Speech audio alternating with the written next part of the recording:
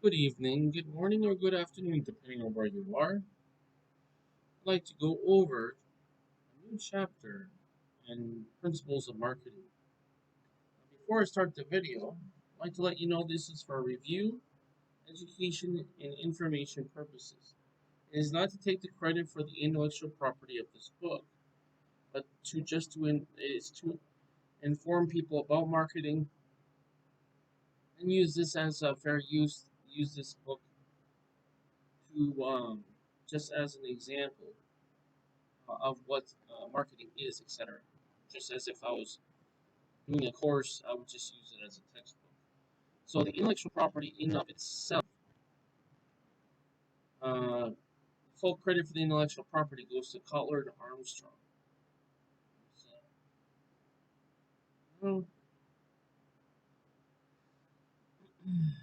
we'll go to chapter 14. By the way, maybe around halfway through, we'll have an intermission, or maybe two intermissions, depending on what the situation is. So, yes, quite the busy day as usual, so it's good to get up, stretch, get some air, get a drink, coffee, whatever, and refresh.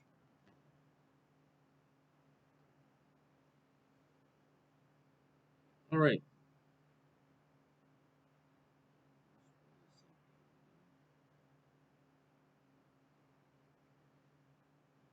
We'll start in a moment.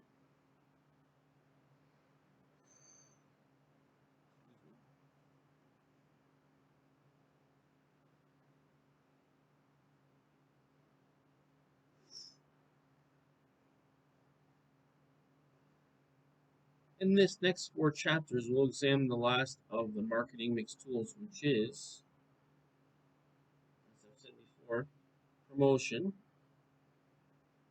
Right? It's price, place, promotion, and price, place, promotion, price, place. Oh, what the third one is? Price, place, something, and then promotion. Anyway, companies must do more than just to create customer value. They must also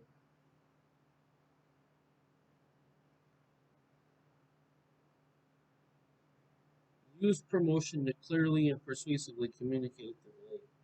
This is the idea because the value has to be communicated to the customer. Okay.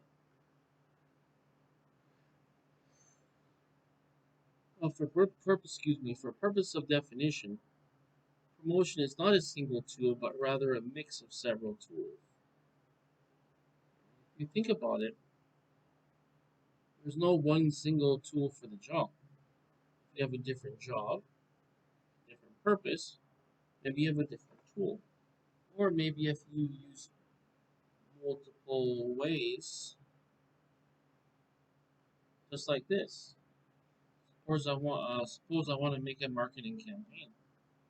Should I only rely on, for example, magazines, or only rely on for example, the TV or the radio or the internet? Maybe there's other ways, such as I can do loss leader campaign. Maybe I can do other types of promotions as well. That's your marketing mix. The tools are going to be the interface you have, whether it's software, whether it's other people. There's other types that we talked about last week where you have multiple companies working together to create a promotion. Now, just as a reminder, I'll give you an example of what I've said before. Um, think of it this way. Suppose a movie house, production house, or whatever the term is, they want to sell their movie, but they want to sell it to the audience who's most likely to watch the movie. What do? They put their advertising, they put their promotion in with what's already popular, what already has the same people who purchase that. You know what I'm saying? Same thing for the product or service,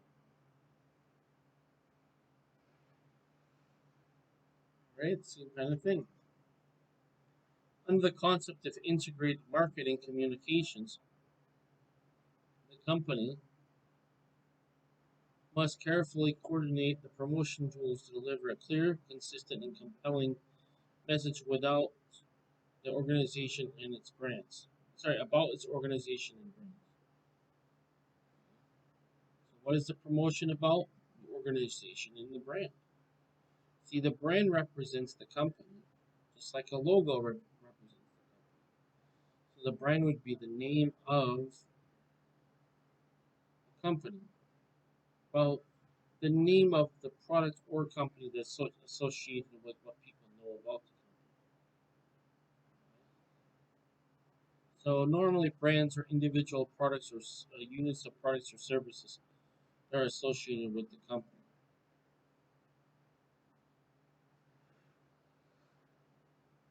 See what I mean? Now we begin introducing the various promotion mix tools.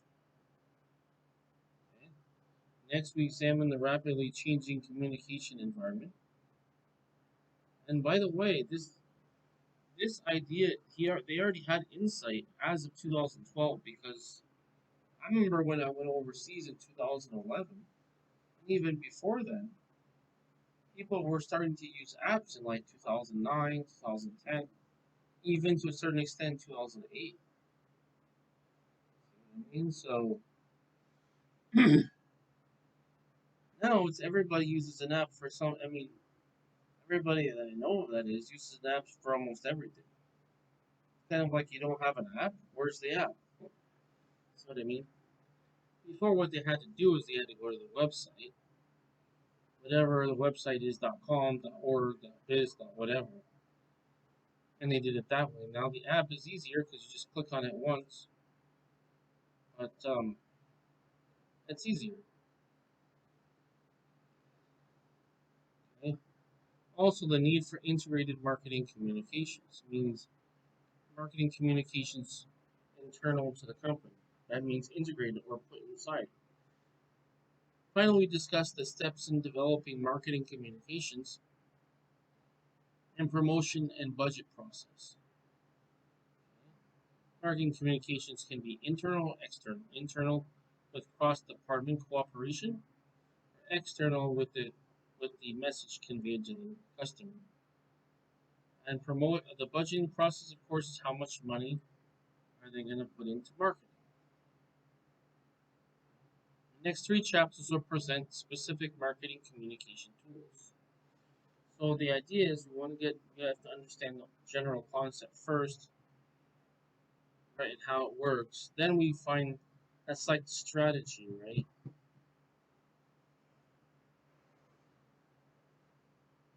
Once we have the strategy down, what we do then is we find the tools that can execute it. That's basically the tactics. You know what I mean? All right. Now, here we have a case example about a chocolate company or ice cream company called it by the name of Haagen-Dazs. Haagen-Dazs is a German ice cream making company, and they use marketing campaigns to associate themselves with being environmentally friendly, right?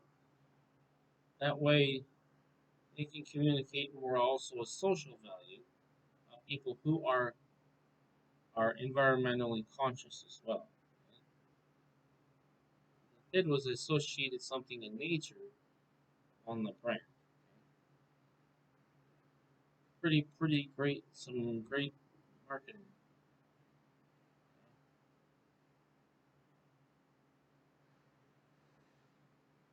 This is also a one way of differentiation is that you make yourself different than the average ice cream maker. Remember something, this was 2012. With all the politics happening, especially in the Western world, this is increasingly powerful and important. Now, building good customer relationships calls for more than developing good products. What is our purpose? Customer relationships calls for what? More than just developing a good product, pricing. Oh, that's what it is. Sorry. Product, pricing, place, and promotion. I was saying product, place, promotion, pricing. Yes.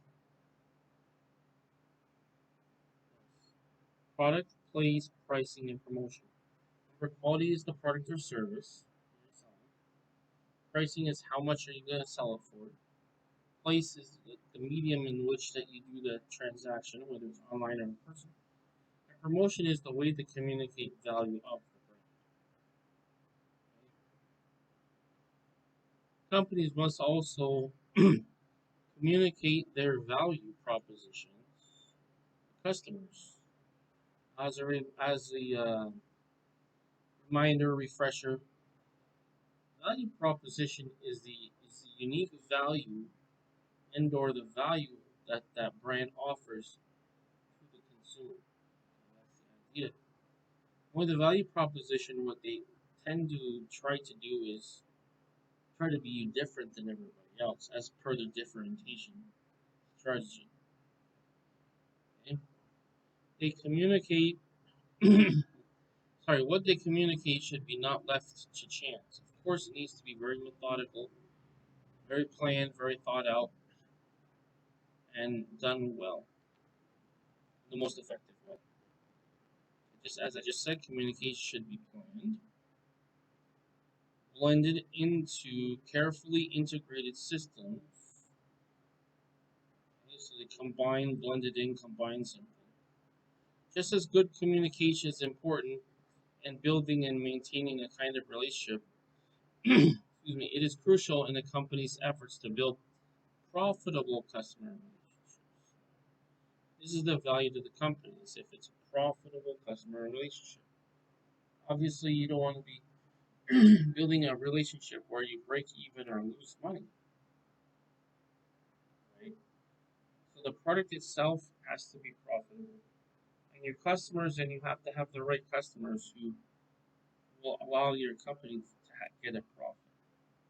That's what a lot of times why certain credit card companies will close accounts of some people who don't hold the balance, or even more immediately for people who don't even use the card after a certain period of time. There's no use of having it if the customer's not going to use it. Okay? Basically, what happens is it's costing them more in administrative expenses than it would be whatever they got in profits. Now, in this chapter, we have four objectives that we want to be able to meet. First one is we want to define the 5 promotion mix tools in communicating customer value, which is basically the promotion mix. The second objective, we want to discuss the changing communication landscape and need for integrated marketing communications. This is the integrated marketing communications. For objective number 3, we want to outline the communication process and the step in developing effective marketing communications. That is a view of the communication process and also steps in developing effective marketing communications. You understand what I'm saying so far? Now, for objective 4, we want to explain the methods for setting the promotional budget and factors that affect the design of the promotion mix. So what is it? Methods for setting the promotional budget and factors that affect the design of the promotion mix. So we need the budget and we need the promotion mix. Two put together, right? In other words, we need to set total promotional budget and mix, and we need something socially. We need socially responsible marketing communications. Right?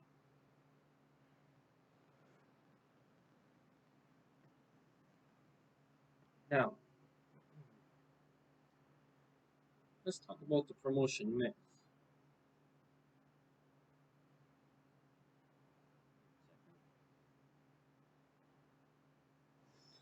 All right, with the promotion mix, as per purpose of definition, let's define some terms. But before we define some terms, I want you to understand the concept, the overall picture first, which is a company's initial promotion mix is called its marketing communication mix. It consists of specific blend of advertising, public relations, personal selling, sales promotion, direct marketing tools for the company. Use a persuasively communicate customer value and what? Build customer relationships. So ultimately in the end we want to build customer relationships. Why do you think that is? Think about it for a moment. Okay, it's the solution isn't or the reason isn't that complicated. The reason is because we want them to be a repeat buyer. If they're not happy in their experience, you think they're going to buy a second, third, fourth, and so on times? That's the idea. Now, number for this we have advertising. Any paid form of a non-personal presentation of promotion of ideas, goods and services by identified sponsor. Next, we have the sales promotion. The promotion mix. That is a short-term incentive to encourage the purchase or sale of the product or service. As far as personal selling, that's the personal presentation by a firm's sales force for the purpose of making a sale, building customer relationships. Excuse me. In terms of public relations, remember that it's building good relations with the customer, um, various publics by obtaining favorable publicity, building up good corporate image. Also, handling or heading up unfavorable rumors, stories, and events. It's basically getting people to like the company, okay? Minimize any damage. And also we have direct marketing, which direct marketing is direct connections with carefully targeted individual customers, okay, to obtain an immediate response and cultivate lasting customer relationships. All right, now let's define some terms. Remember, promotion mix for marketing communication mix, or otherwise known as marketing communication mix, is the special blend of promotion tools that the company uses to persuasively communicate customer value and build customer relationships.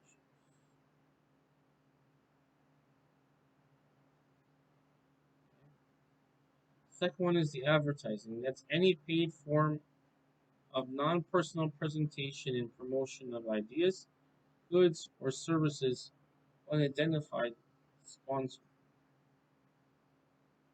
Next one is the sales promotion. Understand that the sales promotion is a short-term incentive to encourage the purchase or sale of a product or service.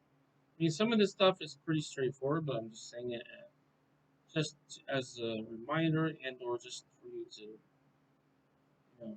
understand what we're talking about. So for personal selling, it's personal presentation by the firm's sales force. For what purpose? For purpose of making sales and building customer relationships. In terms of public relations, you need to consider that it's building good relations with the company's various publics by obtaining favorable publicity, building up good corporate image, and handling or heading off unfavorable rumors and stories and events. Some of the stuff is pretty straightforward because you've probably heard it before. just for purpose of definition. Now remember that for purpose of definition, direct marketing is direct connections with carefully targeted individual customers. For what purpose? To both obtain immediate response and cultivate lasting customer relationships. You understand what I'm saying?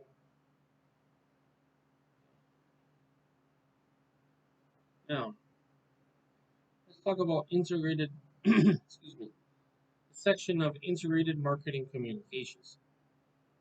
In the past decades, marketers perfected the art of mass marketing and selling highly standardized products to masses of customers. In the process, they developed effective mass media communication techniques to support these strategies. So, what are we talking about? Mass marketing. What's the purpose of mass marketing? Selling highly standardized products to the masses of customers. Large companies now routinely invest millions or even billions of dollars in television, magazine, or other mass media advertising, reaching tens of millions of customers with a single ad. Today, however, marketing managers face some new marketing communication realities. Perhaps no other area of marketing is changing so profoundly as marketing communications creates both exciting and anxious times for marketing communicators. Let's talk about the marketing communications model. This is the new marketing communications model. Several major factors are changing the face of today's marketing communications. First, consumers are changing, and the digital and wireless age are better informed and more communication empowered. Rather than relying on marketer applied information, they can use the internet and other technologies to find technology on their own.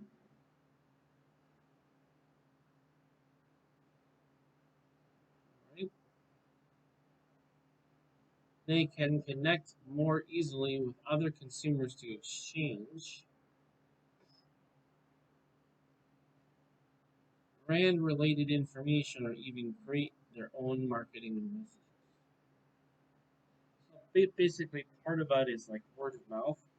The second part of that is a marketing mix strategy. And for the second of all, marketing strategies are changing.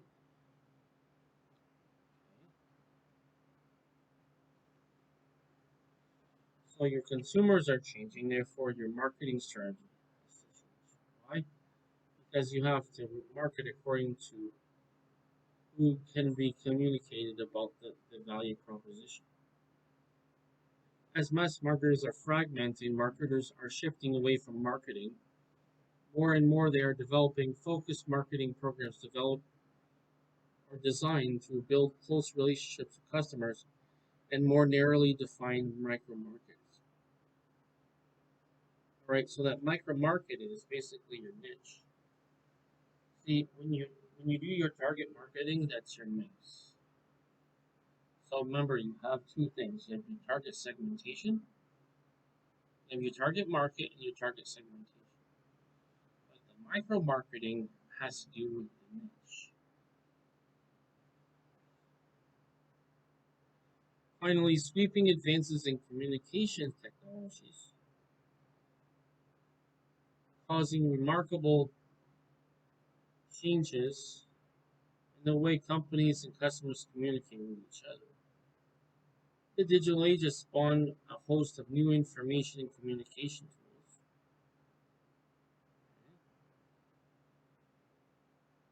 From smartphones, iPod, and satellite and cable television systems, the many faces of the internet, such as email, social networks, blogs, brand websites, and much more. These explosive developments have had a dramatic impact on marketing communications. Just as mass marketing once gave a new rise to the generation, of mass media communications. The new digital media has given birth to the marketing communication. Okay. Now, although television, magazines, newspaper, and other mass media remain very important, the dominance is declining. In their place, advertisers are using a broad selection of more specialized and highly targeted media to reach smaller customer segments. So, what is that? More specialized, highly targeted media to reach smaller target segments. So, for example, suppose every car, for example, let's say everything is gas powered. That's the gas powered cars, or just cars in general. One, the new media range from specialty.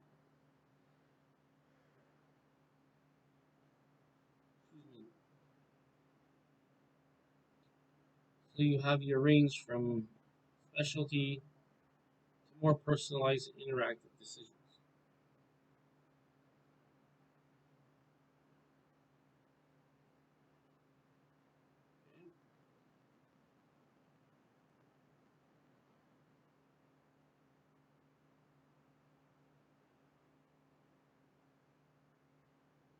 Companies are doing less broadcasting and more narrowcasting, meaning bringing the message out to a very targeted audience.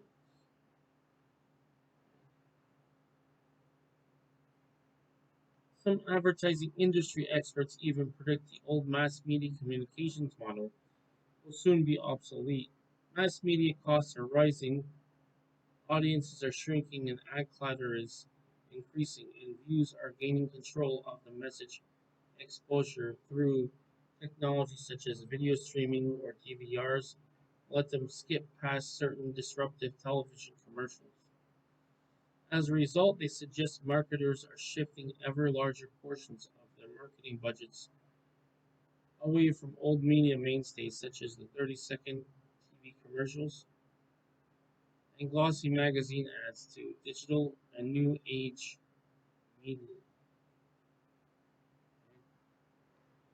For example, one study forecasts that whereas TV advertising spending will grow up by only 4% per year over the next 5 years, ad spending will grow by only 4% per year over the next 5 years. Ad spending on the internet and other digital media will surge by 17% over a year. Now, this was 2012, so of course it's probably more now if I were to guess. When Kimberly Clark recently launched its Huggies Pure and Natural line of diapers, for instance, it skipped natural TV advertising altogether, something once unthinkable in the in the consumer products industry. Instead, it targeted new and expectant mothers through mommy blogs, websites, print, online ads, email, in-store promotions, and hospital TV programming. Similarly, when Microsoft recently relaunched the Zune Pass online music service, it used 30-second spots to place them online. That is online only, allowing more precise targeting. So the idea is you're not trying to advertise to everybody because not everybody has the same interest in you. Second of all, so we need to get the right market because not everybody has the right need. And we need to figure out what part of the market are we dealing with.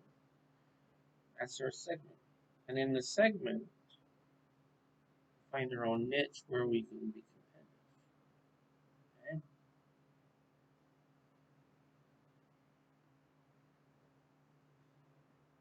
Okay? And page And you can see a picture here of Zuna Pass, Microsoft in 30-second spots, placed them in online only, reaching many target consumers at about half the cost of traditional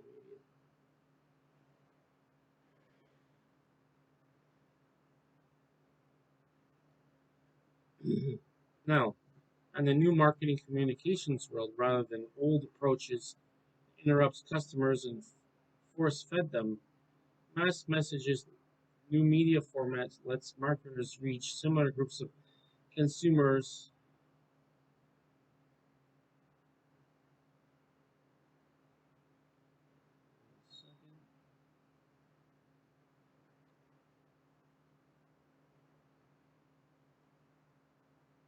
in more interactive, engaging ways. Let's put that whole sentence together. And we'll take a short intermission in a moment here.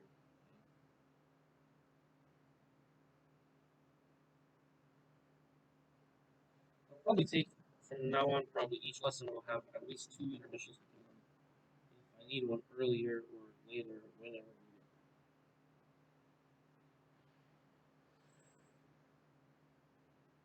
Alright.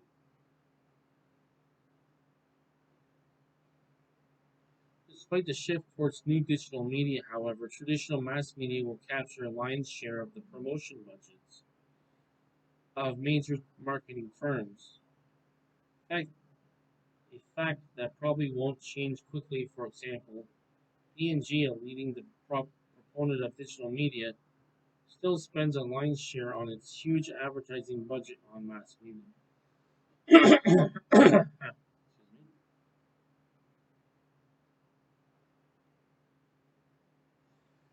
Although P&G's huge advertising, although P&G's digital outlay last year, although P&G's digital outlay more than doubled last year, digital still accounts for only 5% of the company's full advertising spending. And again, remember this was published in 2012. So social media wasn't as advanced as it is now. Now every company has a different budget, so can't exactly compare it as it is.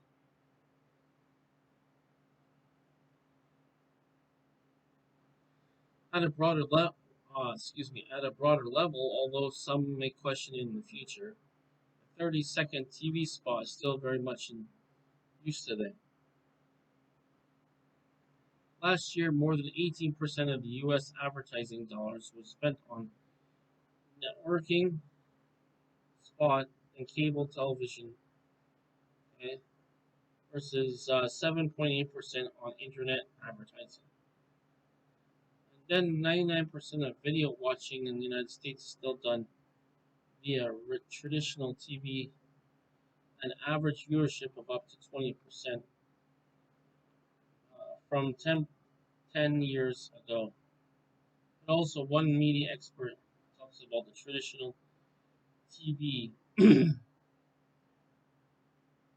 referring to meaning is still king, which means the number one.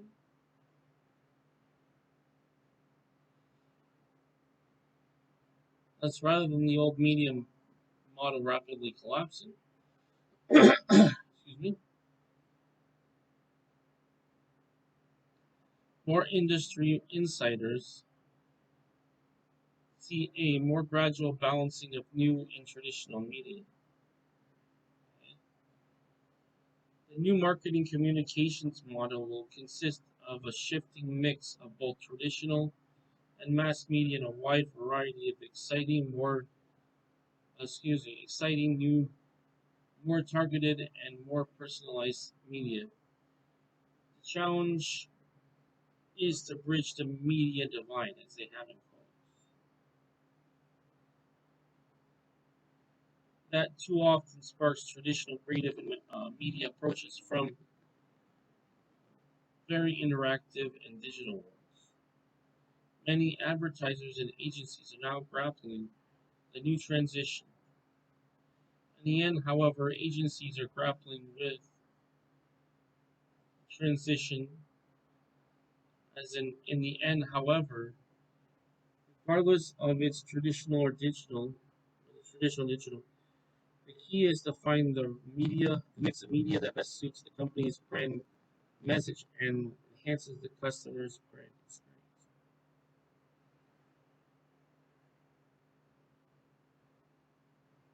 Right?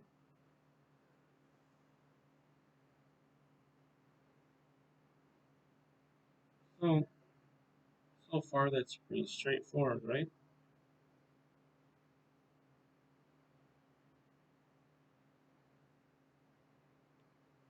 I'm going to read this last chapter, then we'll take our first intermission. Okay? The need for integrated marketing and communications. The shift towards a richer mix of media and communications approaches poses a problem for marketers. Customers today are bombarded by commercial images from a broad range of sources, but consumers don't distinguish between messages sources the way marketers do. In the consumer's mind, messages from different media and different and promotional approaches all become part of the single message about the company. Okay?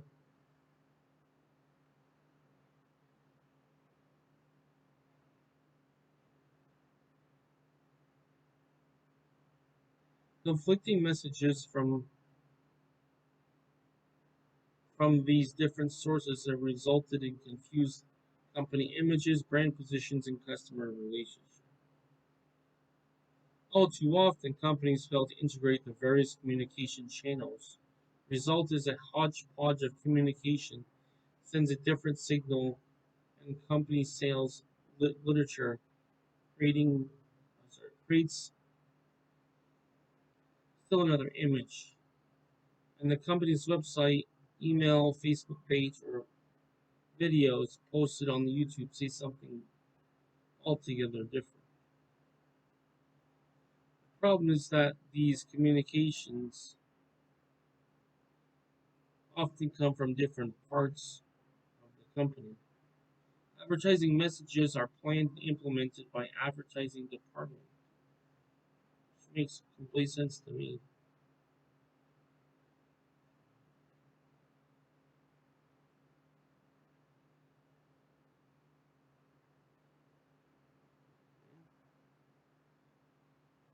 If you think about that for a second, should not be a surprise, as this has been going on for what 3 to 4 decades or so. Personally selling communications are developed by sales management. Other company specialists are responsible for PR, sales, promotion, and events.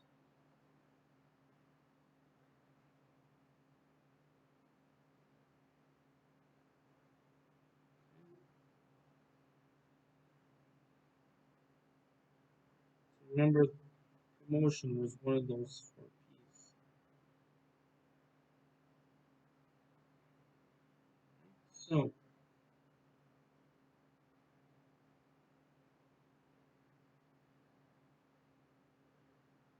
I'm going to take a quick intermission as I need to refill my coffee and just to get some stretching, get some air.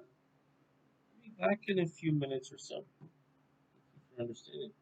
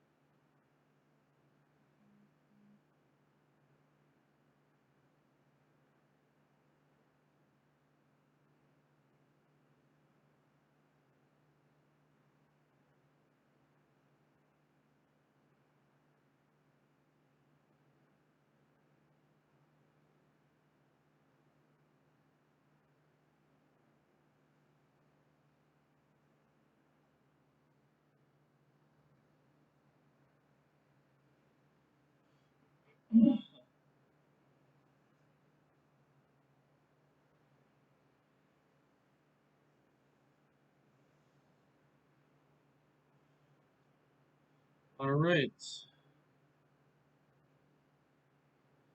welcome back, guys.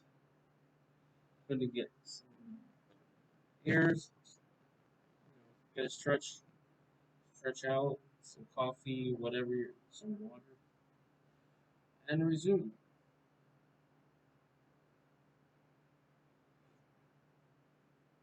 Right.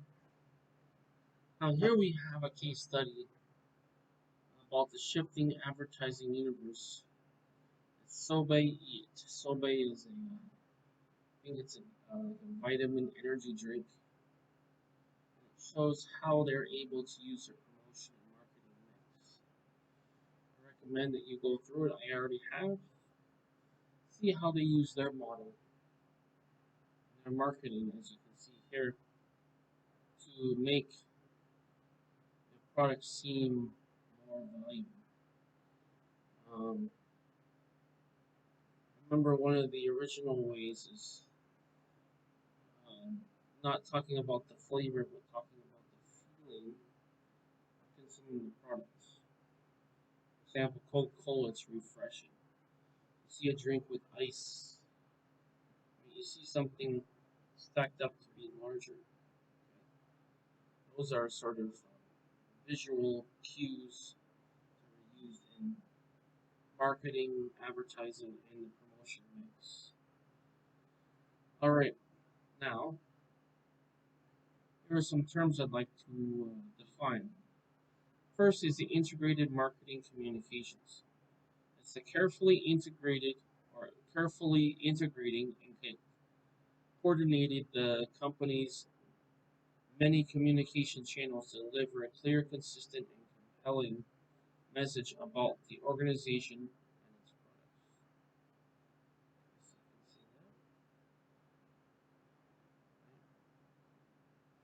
Remember that integrated marketing communication calls for recognizing all touch points where the customer may encounter the company and its brand. Okay? This is the presupposition. Each brand contact will deliver a message, whether good or bad or indifferent. The company's goal should be to deliver a consistent and positive message to each contact. IMC leads to a total marketing communications strategy aimed at building strong customer relationships by showing the company and its products to help customers solve their problems. Okay? Integrated marketing communication ties all of the company's messages and images.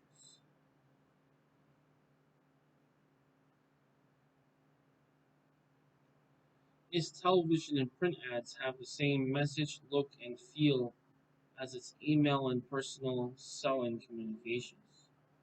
And its PR materials project the same image as the website or social network presence. Often, different media play unique roles in attracting, forming, and persuading consumers. Depends on the media will have a different impact. I'll give you an example. Hearing something versus seeing something. That's a concept, right? It's different, right? That's a different way of communication and a different impact, right? Meaning its result is different. If you look at the internet now, you've integrated both sound and video into one centralized place. Now, these roles must be carefully coordinated under the overall marketing communication. So, they've said this so many times. It's important to understand it's part of the marketing communication. Now, let's look at this integrated marketing communications cycle. All right, let's start from advertising first.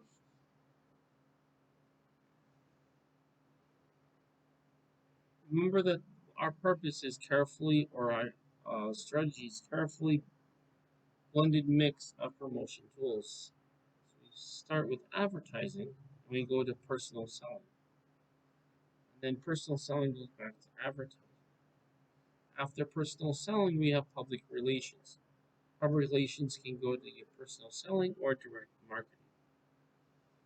And after public relations, we have direct marketing. Direct marketing can go to the sales promotion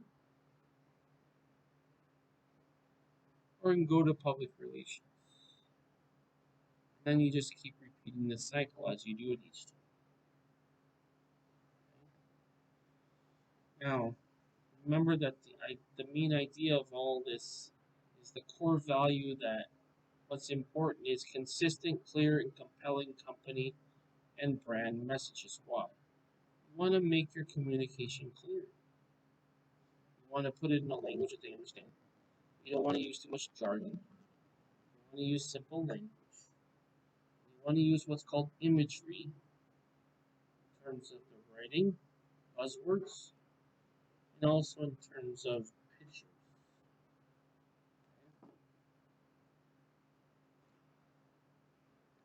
Now,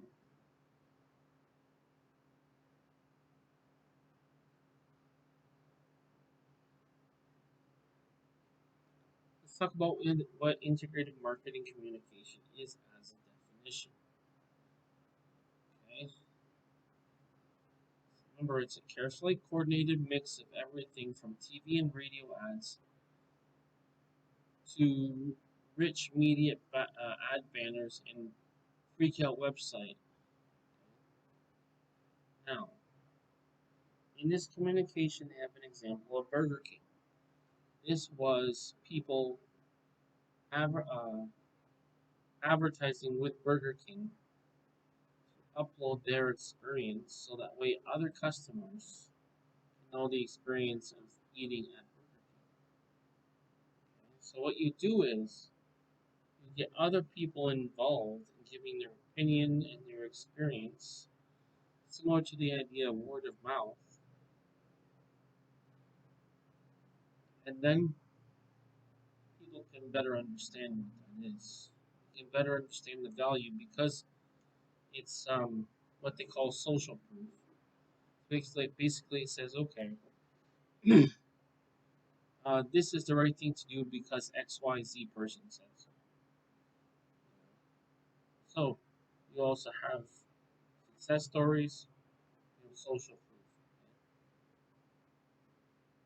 In the past, no one person or department was responsible for thinking through communication rules of various promotion tools and coordinating the promotion mix. To help implement integrated and direct marketing, some companies have appointed a marketing communications director who is overall has overall responsibility for the for the company's communicated efforts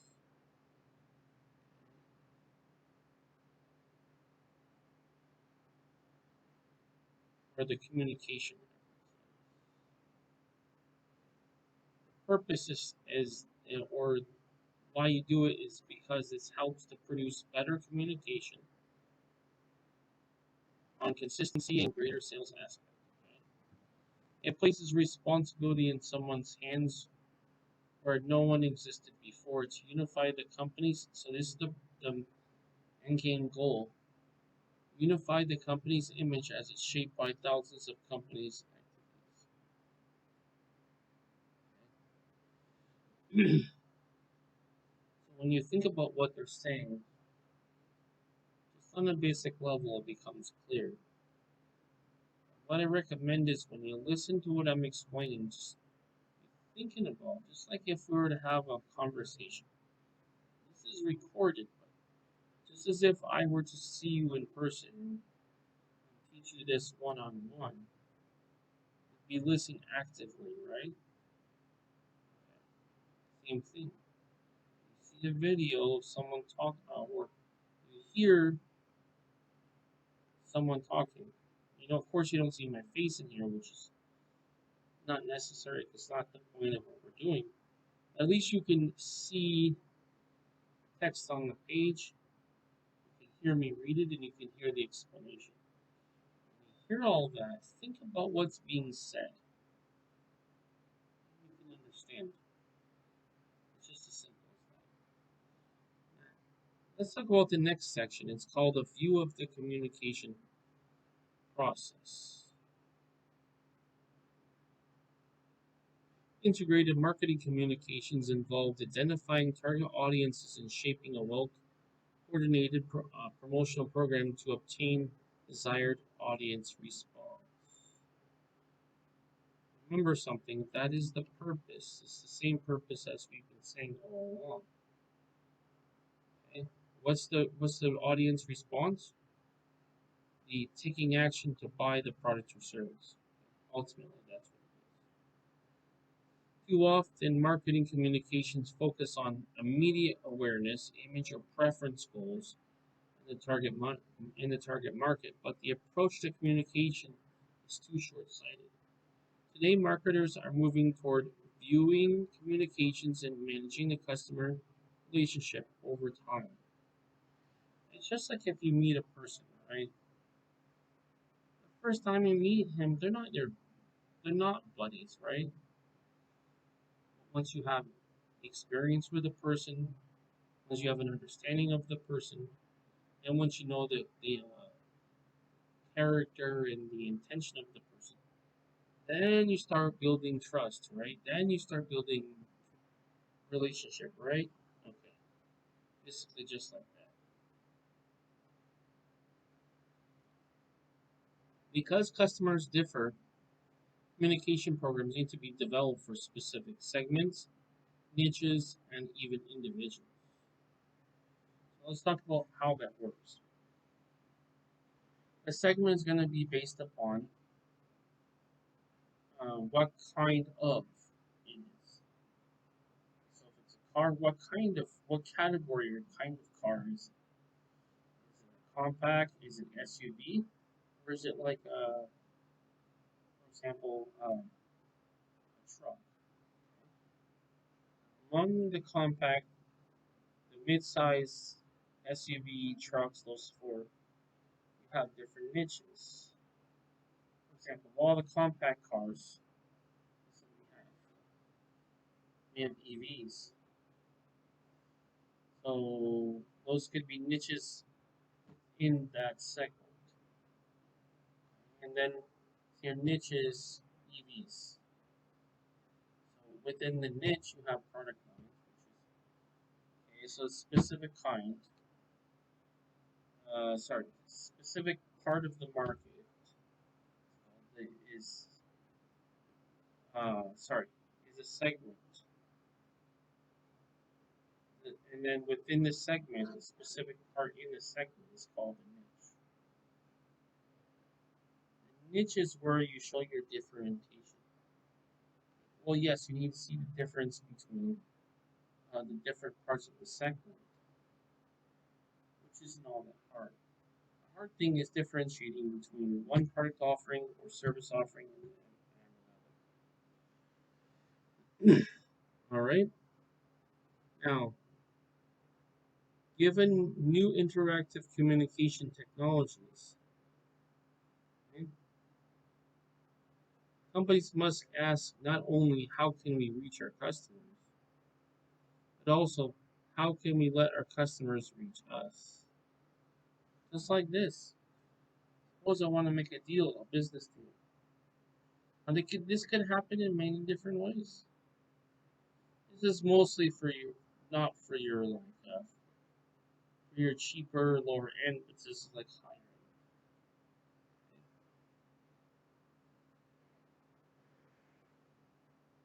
It's also for different industries too. You want to find out where are the customers that you can communicate with, and then how can they reach you? So basically, it's like okay, um, one is you reach them through the TV because the TV is where everybody is, right? Okay. Then in your niche, you could say, okay, well, the customers, sorry, So your customers are in certain niche or certain segments, and then depending on their interest, it's a different niche. Right? Then they want to find then so that's where they you are is basically it would be the second one in the four P's. Remember, product, place, pricing, and promotion. See that? So technically, it's the second one. Where can they find you? Well, they can find you online. They can find you brick and mortar store, or they can find you on a more um, one-to-one relationship already built basis where they can take your business card and they can contact the number on the business card. You see what I'm saying?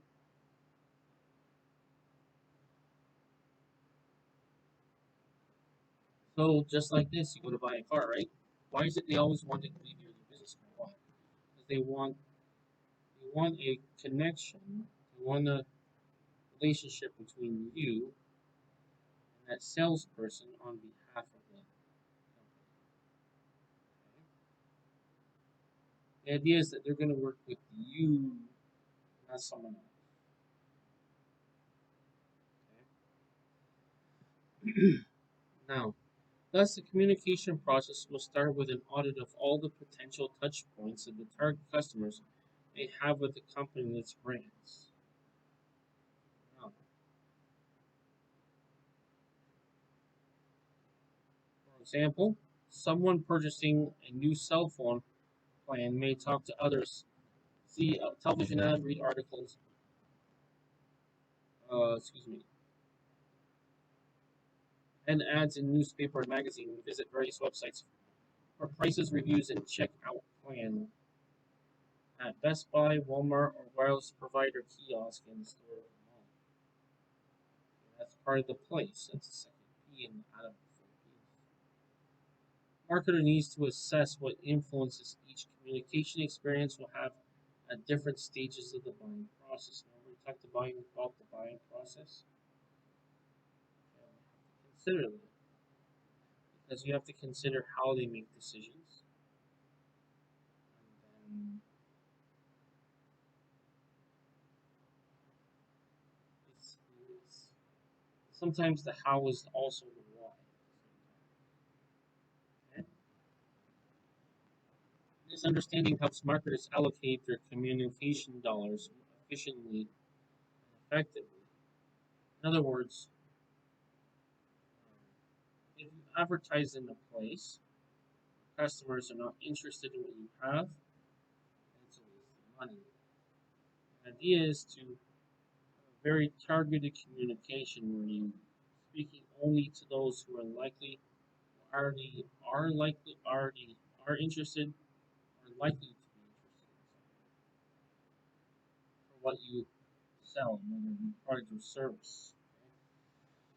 Okay? Now, to communicate effectively, of course, without being interrupted by notifications here. To communicate effectively, marketers need to understand how communication works.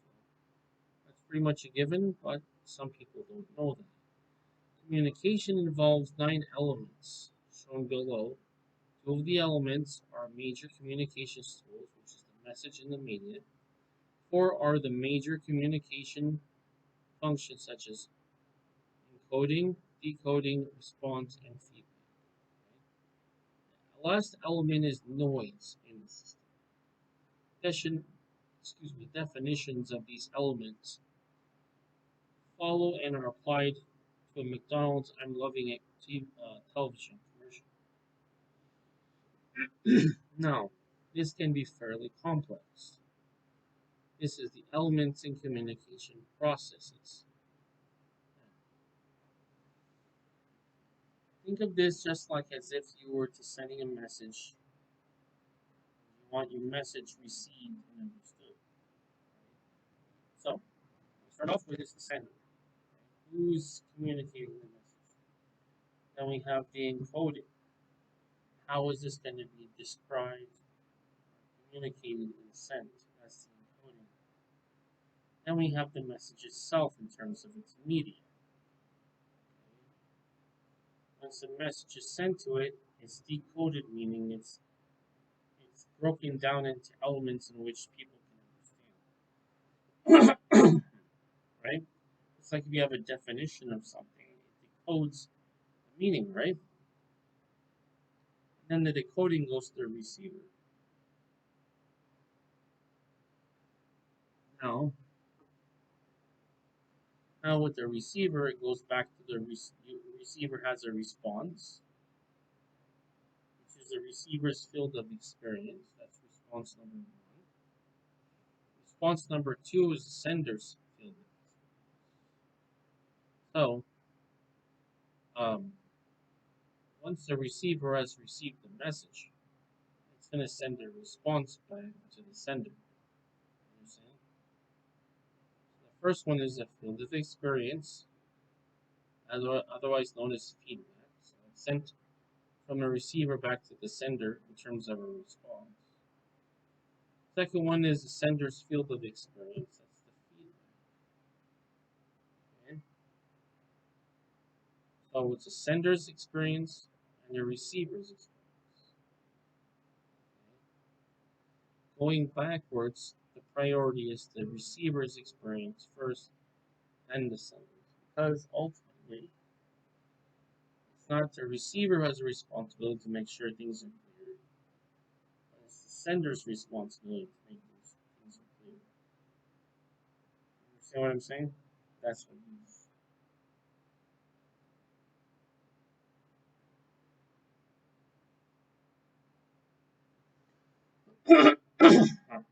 now some basic definitions.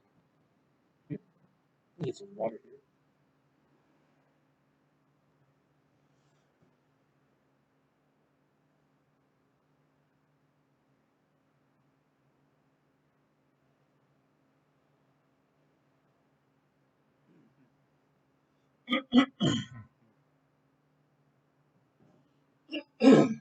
Sorry, was it clear my throat just a little bit? Here's some basic definitions in the cycle. Number one, the sender is the party sending the message to the other party. That's pretty self-explanatory, right? Then we have the encoding, which is the process of putting thought into symbolic form. It goes from the message into the symbolic form. And it's encoded, you have a message. The message is a set of symbols the sender transmits.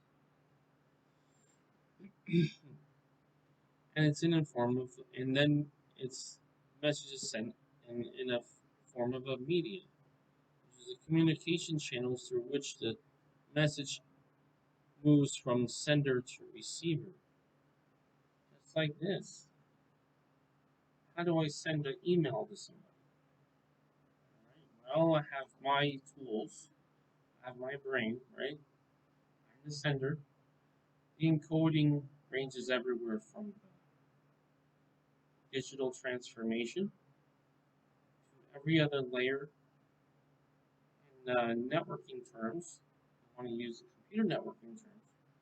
It's called the OSI layer, which is Open Standard Interface. So you go everywhere from the physical to up to the networking layers, the software, the presentation, and then the application.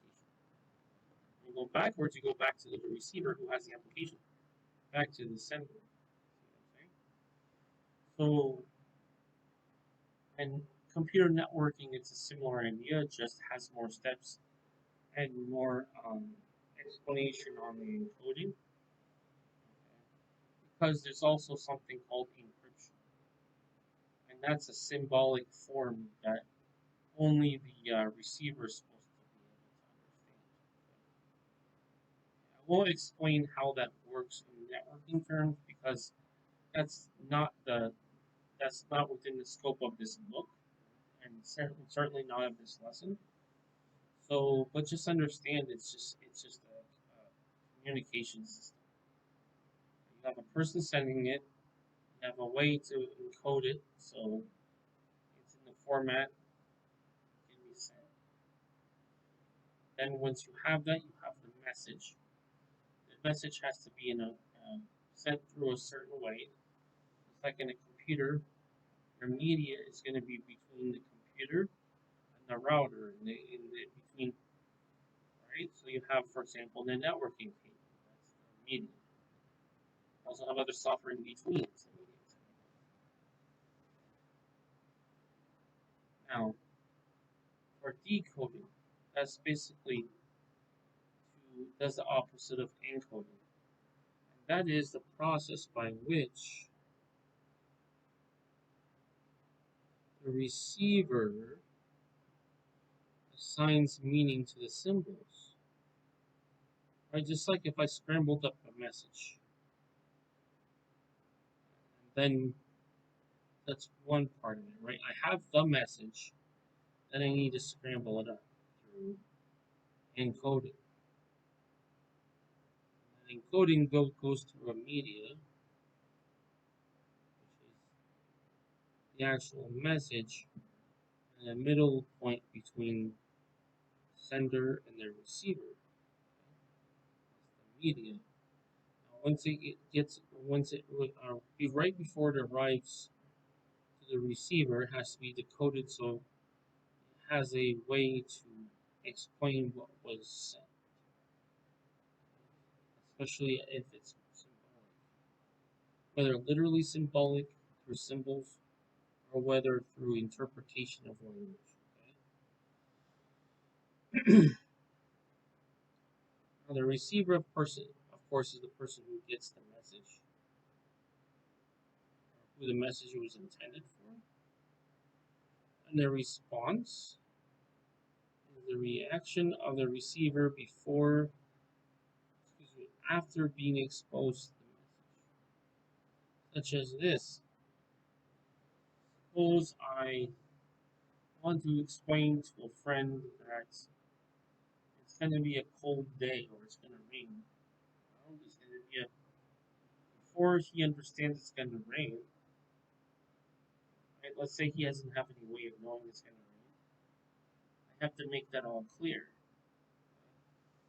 So, and then I have to put it through a channel that I have to have I have to have the information. Right? Then I have to make it put in a format that only he can understand, or that only the receiver can understand through encoding. Once I have the message, right, I have to send it to the right media so it can get to its destination. Just like if I put something in a car, I still need a rope, right? Kind of like that. And then the receiver has to have a way to be able to intuitively interpret, meaning he doesn't have to try to figure out. That's why you have the decoding to show what the meaning, what the symbolic meanings mean. And then once that's happened, the receiver is able to get the information. And then from there, once he gets the information, he can have an opinion about how that went. That's called a response, rather than feedback. Okay. So if you didn't get all the message, you would send back a reply. I didn't get all the message, or some of this message didn't come out right. That's your response. Now feedback. Okay. First reaction, basically, it's like, okay, got everything. Feedback is more specific about the specific nature of what of the message itself.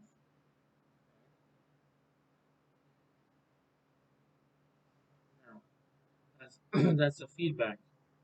That's basically like saying, okay, this was good or this is not good, and why. I understood something. This was clear. Yes or no, and why. Okay. Now, also we have something called noise. And noise is unplanned, static, or distortion during communication process. So something was affected before it was received, then we have a noise.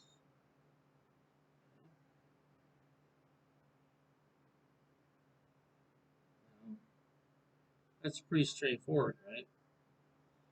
Now keep in mind, for a message to be effective, the sender's encoding process must mesh with the receiver's decoding process.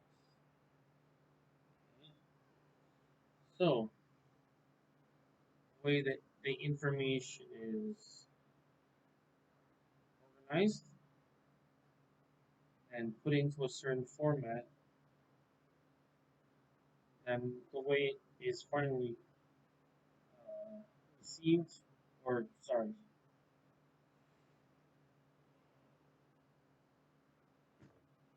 finally decoded, the person understand it.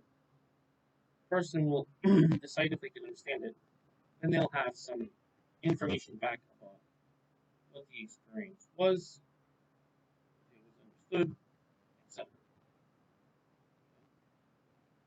Now,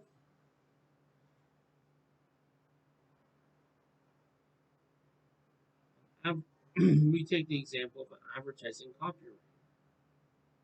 The copywriter, they're not talking about a legal definition of a company's exclusiveness to a brand. Okay? That is, in this case, copywriter refers to the persuasive essay, persuasive writing in an advertisement. That's what that is. Now,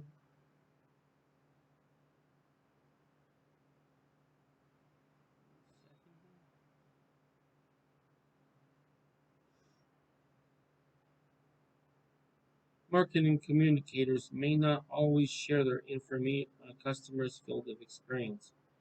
For example, advertising copywriter from one socioeconomic level might create ads for customers from another level. See, from one's socioeconomic.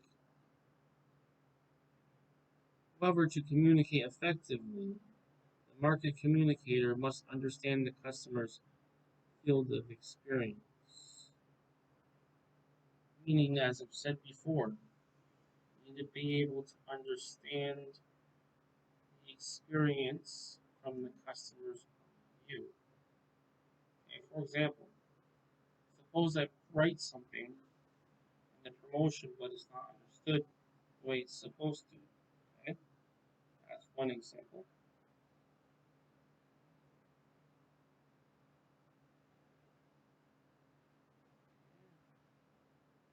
Now, model points out several key factors in good communication.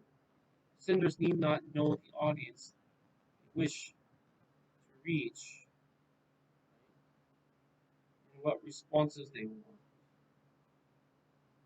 They must be good at encoding messages that they can account when take into account how the target audience decides them or decodes them. So when I send a message, the person is understanding and or competent in a certain area to be able to understand at least some basic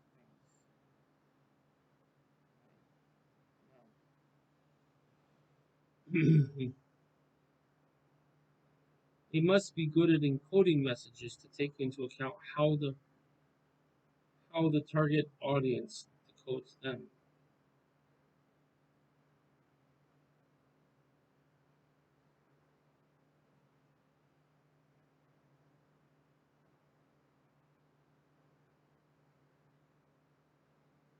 Right? Pretty straightforward, right? Remember that our focus is that we must send messages through media that reach the target audience. So if the target audience is not in TV, don't send it on TV. If the target audience is not in newspaper or magazines, don't send it in newspaper or magazines. You understand? Now, that's about the steps in developing effective marketing communication. Now we examine the steps in developing effective integrated marketing and promotion program. Marketers must do the following. Number one, we need to identify the target audience. Number two, we need to determine the communication objectives. We design a message and choose the media through which to send it. Select the message source, which of course can be the media, or the message source, excuse me, message source is the receiver. And then we need to collect feedback from the receiver.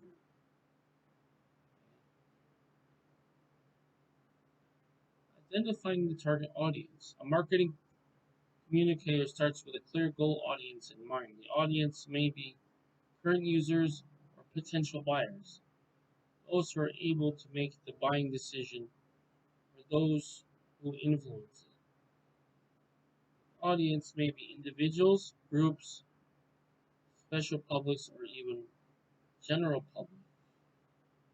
Target audience will heavily affect the communicator's decision on what will be said. Okay? How it will be said. So this is what we need to do. Target audience will effectively heavily affect the communicator's decision of what exactly what will be said, how will be said, and whom it will be said.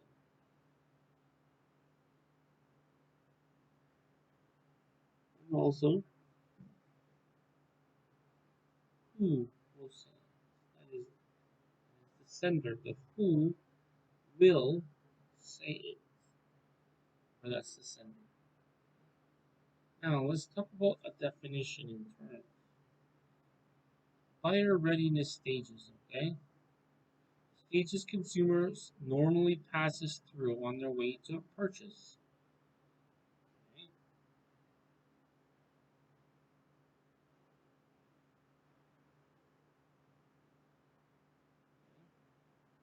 Now,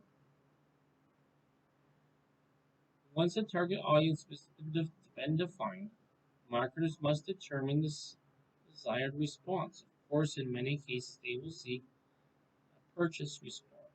Best purchase will result only after a lengthy consumer decision making process. The marketing communicator needs to know where the target audience now stands and to what stage it has been deprived.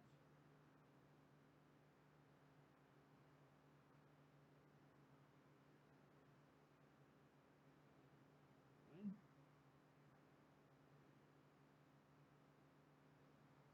Let's look at this diagram. Now, notice I'm not reading everything word for word, but I'm taking the most basic things.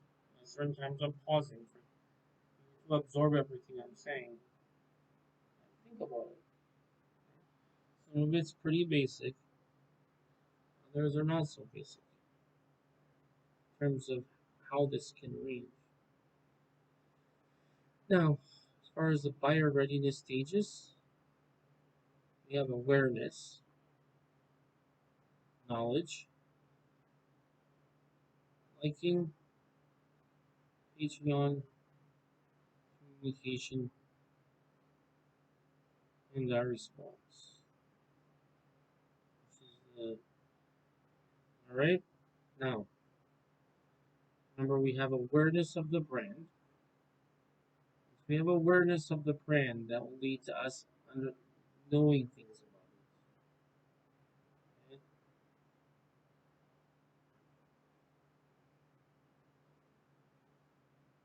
Now, once we have knowledge, the goal is to get them to like the brand.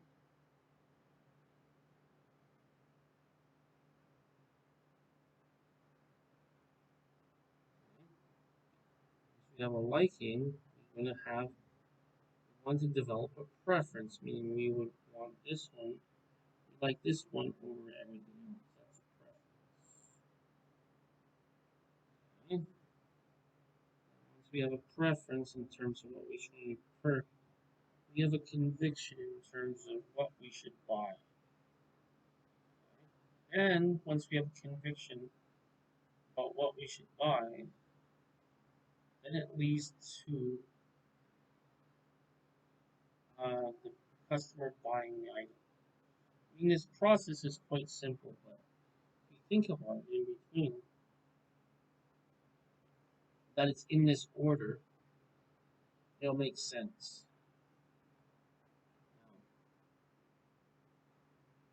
Marketing communications alone could not produce positive feelings and purchases for the company Sorrento. The vehicle itself must provide superior value to customers.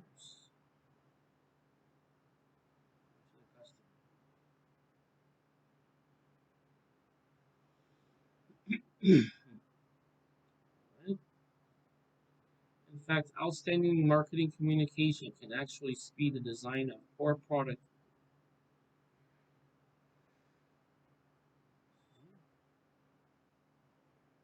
The more quickly potential buyers learn about the poor product, the more quickly they become aware of the faults. Thus, good marketing communication falls for good deeds followed by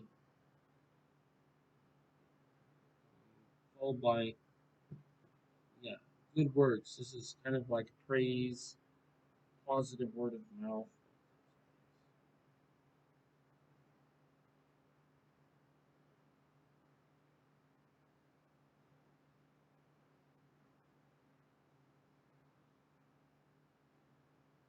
Right? Pretty straightforward, right? Now, our next stage is we want to design a message. We want to make the message in a way that communicates to the right person and in the right way. We want to determine who is our audience and how is the message going to be encoded. That's part of designing the message. Having defined the desired audience response, the communicator then turns into developing an effective message.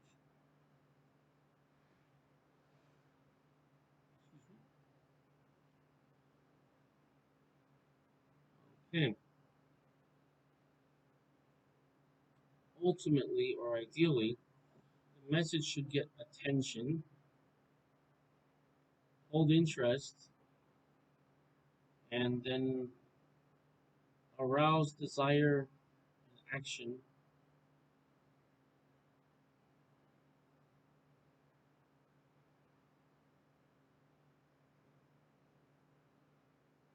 Right?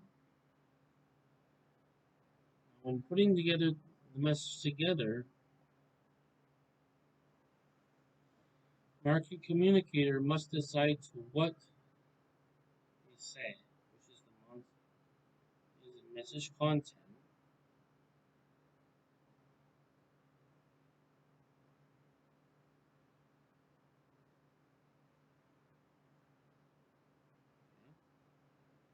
let's talk about the content, which is what's inside of the message. The marketer has to figure out an appeal or theme that will produce the desired response.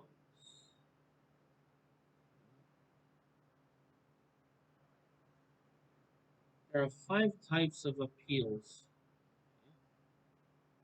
Means things that make people interested. Right? Now, the first one is rational. Okay? This makes rational sense. If I do this will happen rationally. Okay, that's rational response. Second one is emotional. How somebody feels about something, not necessarily uh, what's the better door, etc.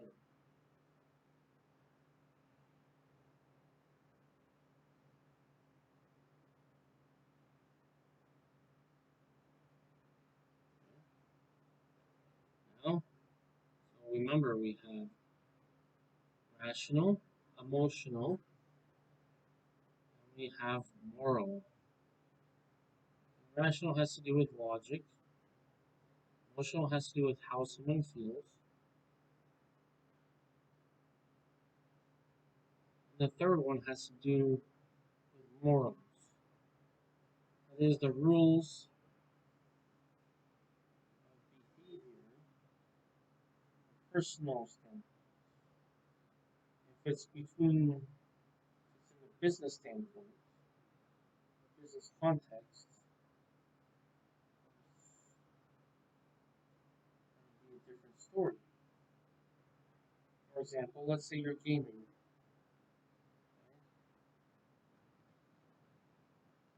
See, the overall idea is that they want to make communication easier.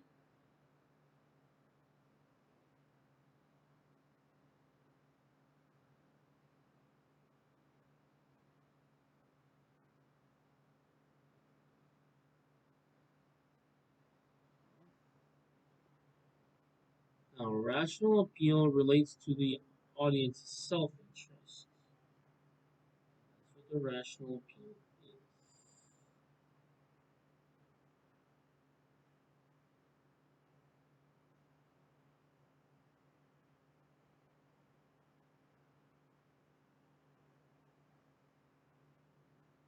Okay? Basically, the purpose is to show the price will produce the desired benefits.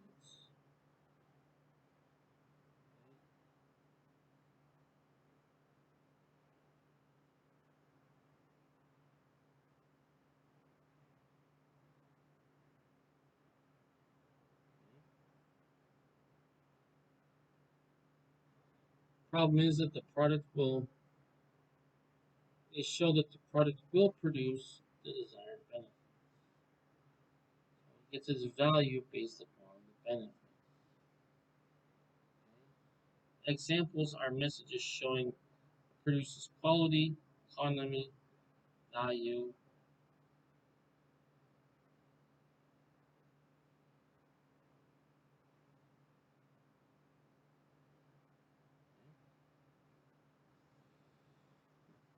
Now, in terms of emotional, so you have a benefits such as quality, economy, value, or performance. In terms of an emotional appeal,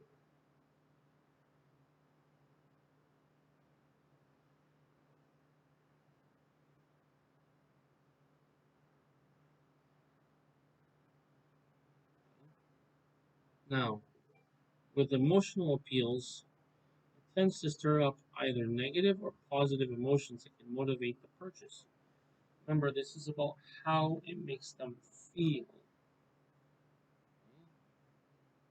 These are two different things. One is objective criteria based upon the benefits in achieving the desired goal.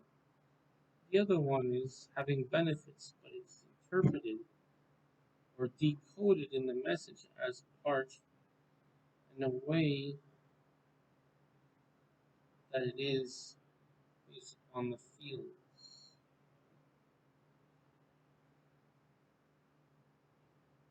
Now, moral appeals is something different. These are directed at the audience's sense of what's right and wrong and proper. So this might include ethical issues, might include getting what you pay for, which is relating back to emotional, even where is it?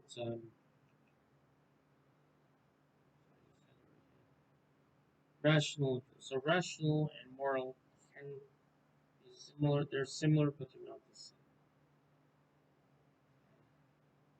They're often used to urge people to support social causes.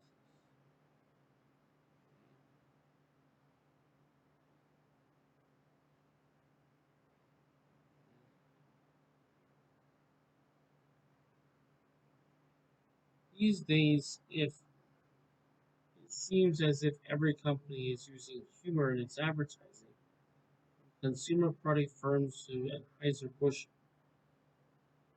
to the scholarly American Heritage Dictionary, For example, 9 out of 10 must be popular in the US today's ad meter consumer rankings of the last year.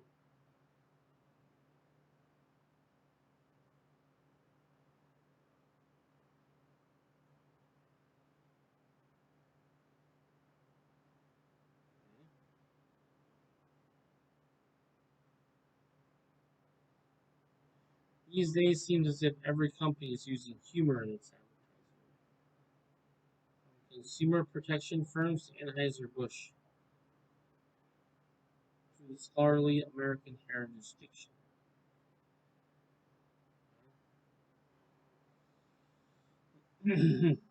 When you're using humor, you're just using a more acceptable way to format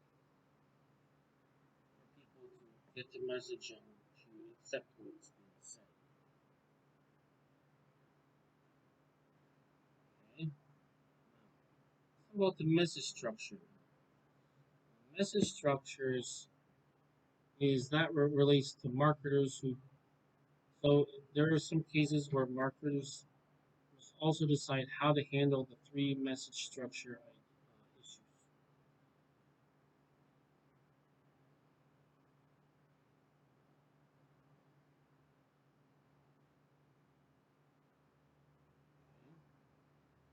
Marketers must also decide how to handle three message structure issues. The first is whether to draw a conclusion or leave it to the audience. Research suggests that in many cases, rather than drawing a conclusion, the advertiser is better off making questions and letting buyers come to their own conclusions. Okay?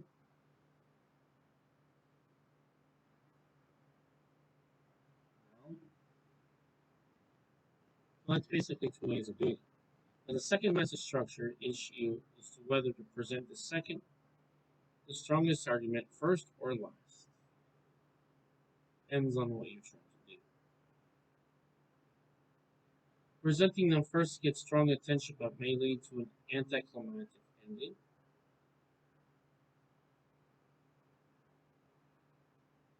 The third message structure is to whether to present a one-sided argument, mentioning only the product's strengths and weaknesses.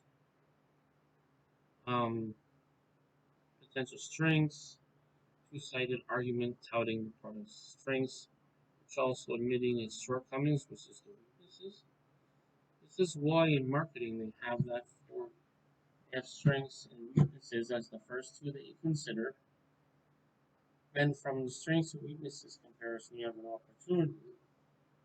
After the opportunity is done, reassess reassess the threats and then anything else that can be learned or done after that, or should be learned or done after that. Usually, a one-sided argument is more effective in sales presentations, except when audiences are highly educated or likely to hear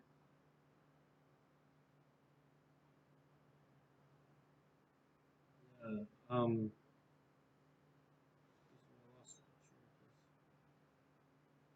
opposing claims or when the communication has a negative association. Let's talk about the message format in a little bit greater detail. A marketing communicator also needs a strong and formal for the message. On the print ad, the communicator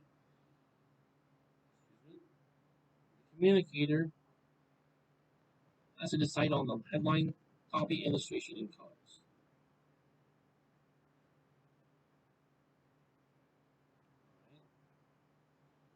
To attract attention in headlines, distinctive formats, message sizes, and communication, color shapes, and movements. If the message is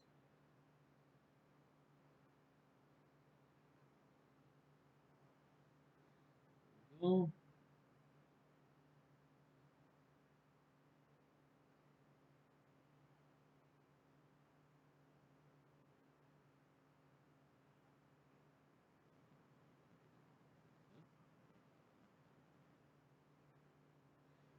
To attract attention, advertisers can use novelty and contrast, right? Why do you use contrast? My product or service compared to my competition's product or service. Do is give them a chance to consider differences, and then you can make a decision.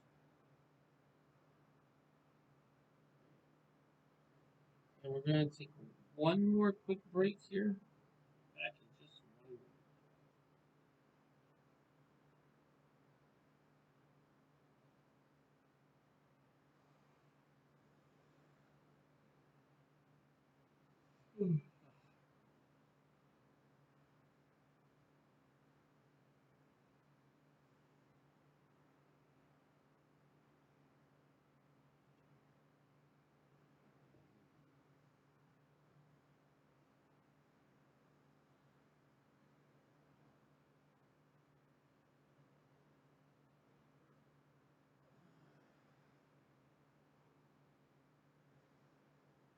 All right, welcome back. It's good to just take a real quick break before we finish up the chapter.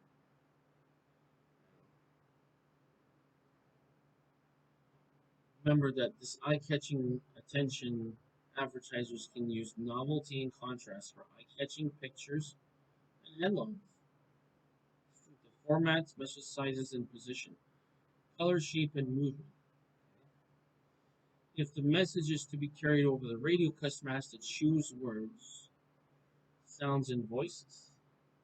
The sound of an ad promoting banking services should be different than one of promoting ROI because we're communicating something different.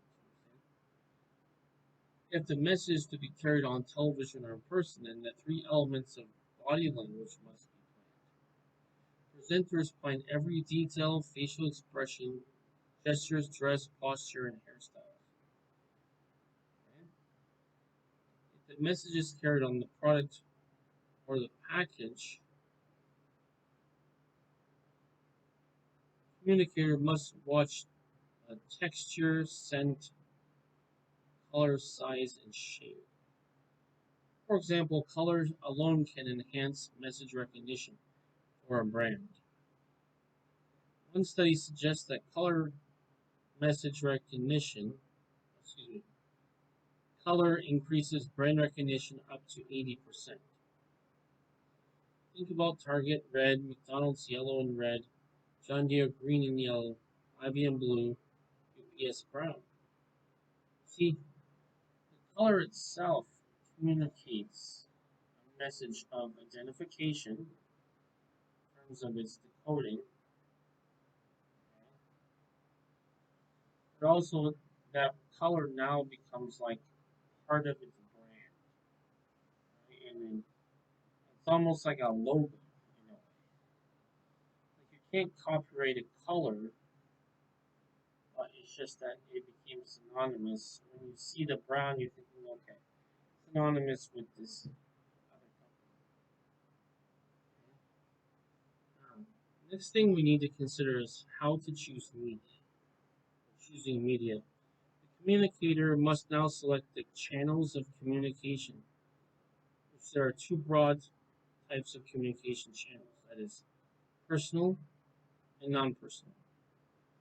Now let's define, for purpose of definition, let's define four terms. First one is personal communication channels. So they're channels through which two or more people communicate directly with each other, including face-to-face, on the phone, via mail or email, or even an internet chat.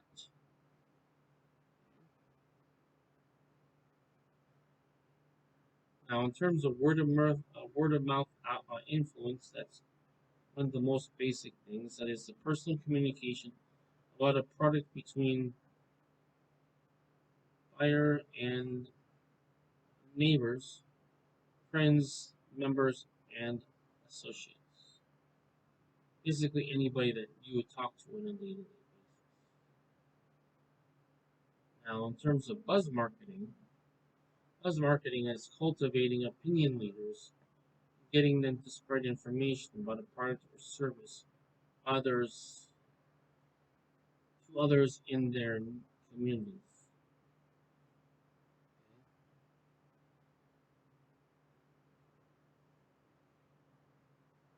Okay. Now we also have non-personal communication channels. That is, media that carries messages without personal contact or feedback, including major media, atmosphere, and events.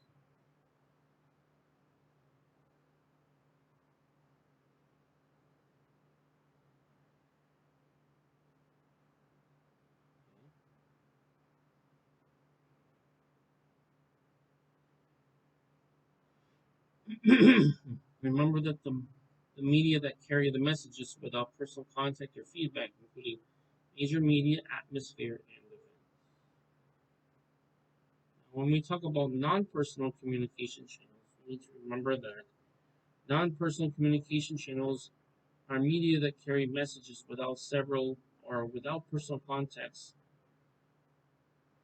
or feedback. They include messages without personal contact or feedback, and they include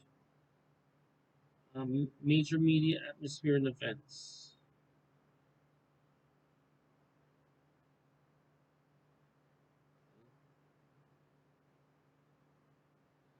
For example, major media include print media such as newspapers and magazines, direct mail, which is broadcast media of the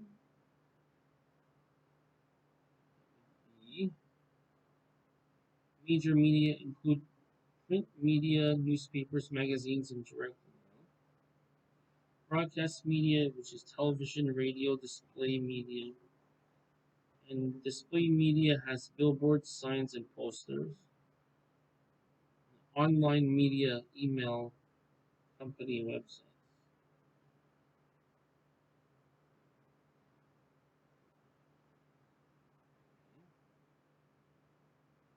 I have seen signs, posters, billboards, emails, all of those.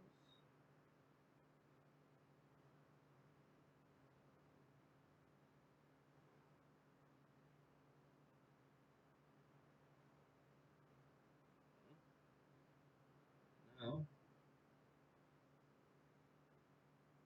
non-personal communication affects buyers directly. In addition, using mass media often affects buyers indirectly for causing more personal communications. For example, communications may also might first flow from television, magazines, or other.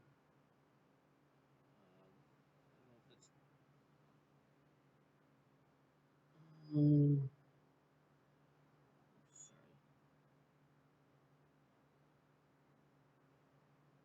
okay. Yeah, sorry. Communication might first flow from television, magazine, other mass media.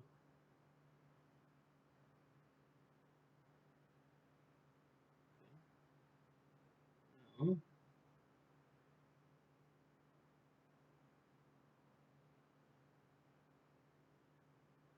opinion leaders step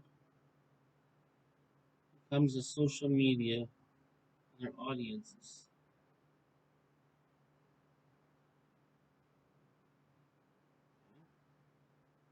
Now, you also need to select the message source. Either personal or non-personal communications, the message impact also depends on how the target audience views the communicator. Messages delivered to highly credible sources are more persuasive. Thus, many food companies provide these.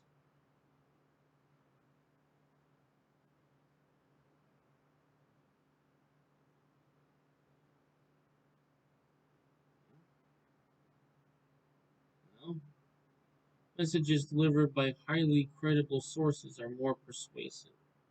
Why? Because they have social proof, meaning, well, such and such person buys it, so it's reliable. Social proof. Companies also must be careful when selecting celebrities to represent their brands. Picking the wrong spokesperson can result in embarrassment and tarnished image. So just keep that in mind. For example, the Kellogg Company dismissed Olympic swimmer Michael Phelps after he was caught on video smoking marijuana, and after more than a dozen big brands face embarrassment when golfer Tiger Woods' personal problems were publicly exposed, um, tarnishing his previous pristine image.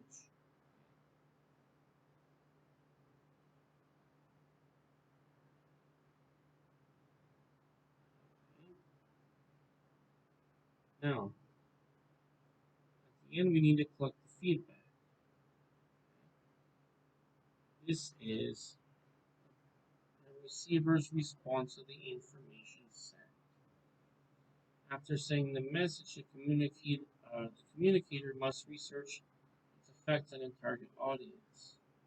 That involves asking the target audience members whether they remember the message, how many times per year they saw it, how many points to recall, how they felt about the image.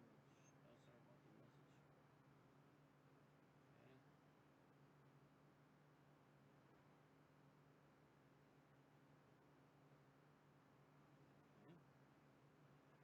The reason why that's important is because if you don't have that information, how do you know how to improve upon it? First of all, you need to know how it came in, how they interpreted it, and what was their assessment of it, slash, how can they improve the product further. Feedback on marketing communications may suggest changes in the promotion program or in the product offer itself.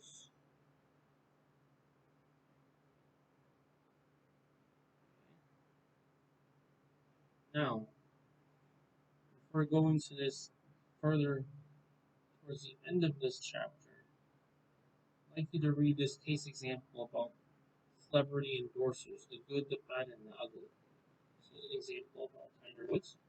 He was promoting a watch brand called Tag Heuer.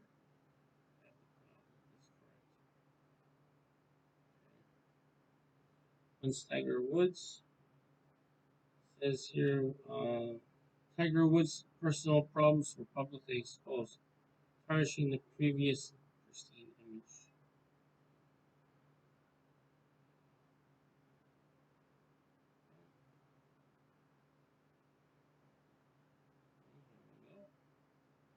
Make sure you read through that. Make sure you understand what was good about his image, why they used it, and then later, when they have personal problems, when it's associated with the brand, and them using them as sponsoring the person using his name, you can see the difference there. Now, setting the total promotion budget and mix, meaning we need to know how much money we should put into this promotional budget mix. So we've looked at the steps of planning and sending communication to a target audience. Okay. How does the communicate? Excuse me. How does the company determine its total promotional budget? And the division among the major promotional tools create the promotion mix. We're using multiple promotions to communicate the value of the brand. By what process does it blend the tools to create integrated marketing communications, which is something where we've created a mix together, or combination together to provide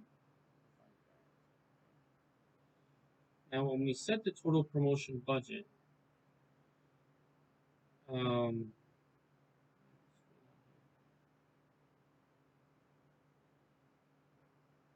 We need to be able to answer this one question. How does a company determine its promotional budget?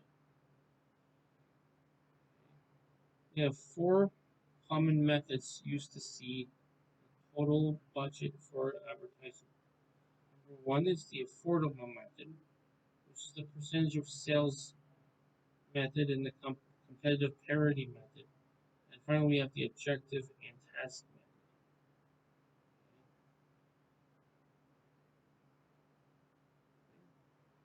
Remember that the affordable method is setting the promotional budget at a level which management thinks the company can afford.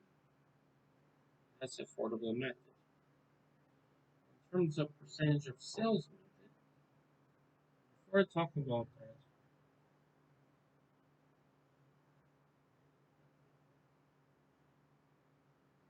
I want to consider that the method of setting budgets completely lowers the effects of promotion on sales.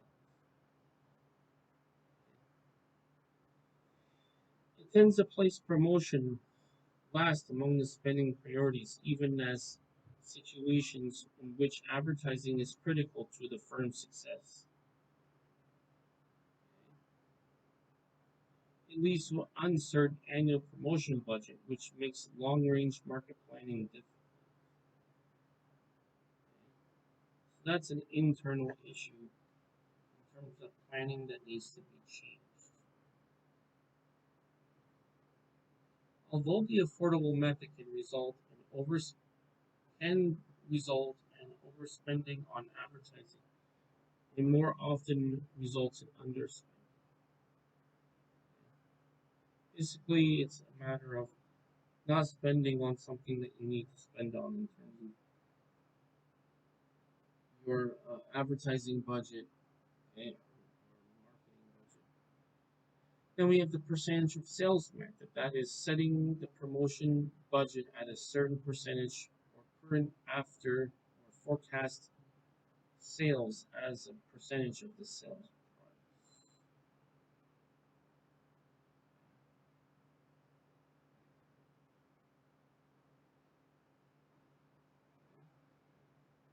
Next one is competitive.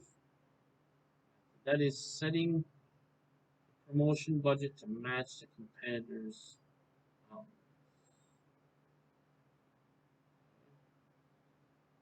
so we have something called two segments to support the method. First, competitors' budget represent the collective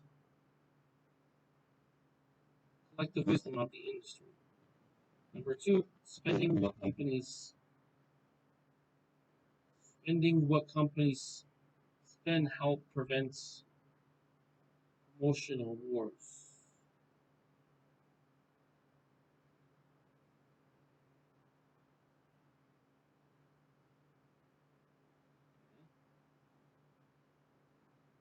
There are no grounds for believing that the competition has a better idea of what company should be spending on promotion than does the company itself. Why? Because they have internal information only that company has.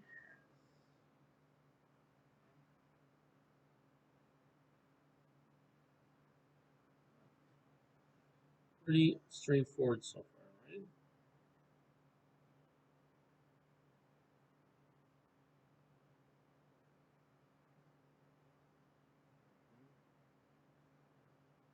Now, one more thing is we need to understand the objective and task method.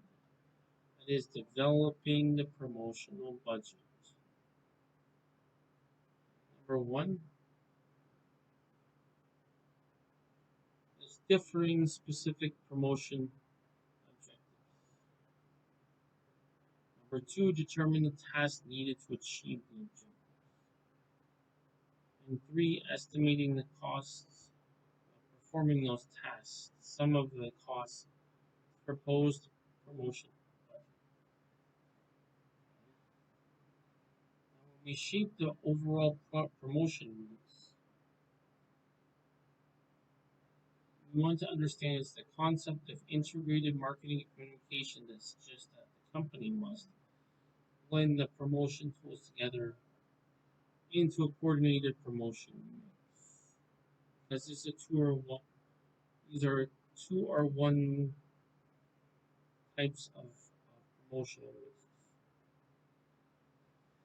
So how does it determine the mix of promotional tools to use? Companies use the same industry to differ greatly in the design and promotion mixes, for example.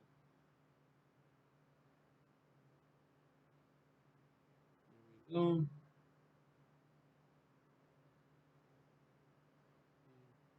Um,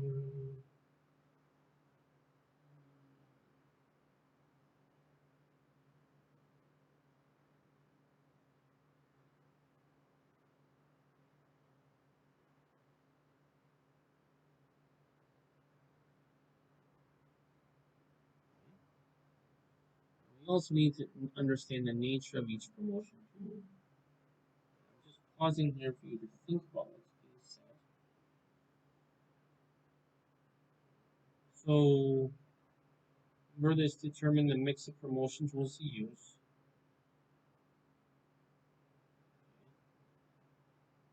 Now, the nature of each promotion tool is that each promotion tool has its unique characteristics and costs. Marketers must understand these characteristics in shaping the promotional mix.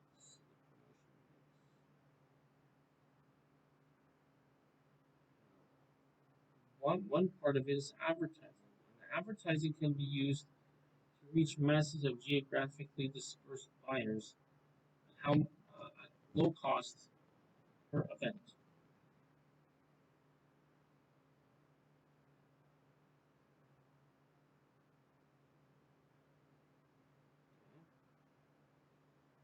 So that's pretty, yeah. Advertisers can reach masses of geographically dispersed buyers at low cost per exposure. Now the second thing is beyond, oh, beyond its reach, large scale advertising says something positive about the seller's size, popularity, and success.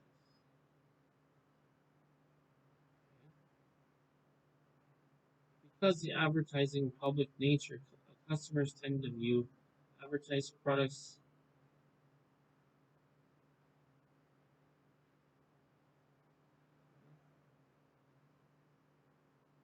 Now, plus is advertising may be very expressive. It allows the company to determine if products are artful use of visual, print, sound, and color. So our purpose is to build up a long-term image for the products. At the same time, it also has shortcomings, which means one-on-one.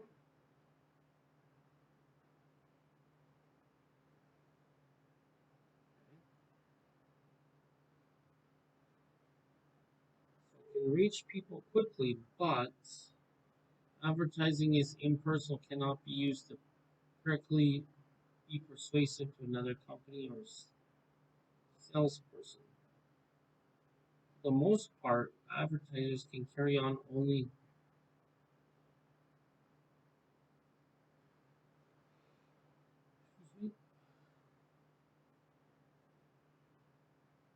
Yes, advertising in person cannot be used as directly persuasive as company sales.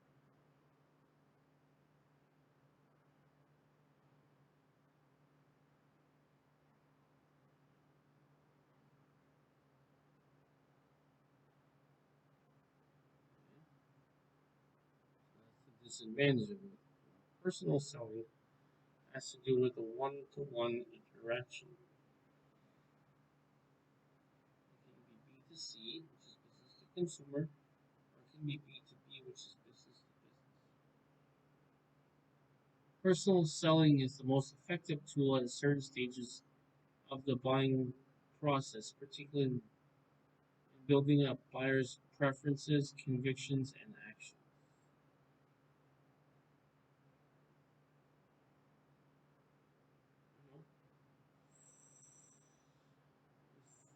This is very debatable about which one is better depending on the situation. If you ask me which one's better, I don't know. It involves personal interaction between two or more people, so each person can observe the other's needs and characteristics and make quick price adjustments.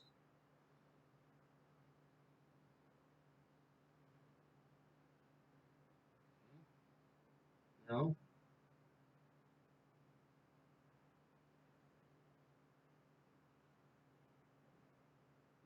these unique qualities come at a cost, however. Sales forces requires a longer term commitment than do advertising. And advertising can be turned up or down, but the size of the sales party,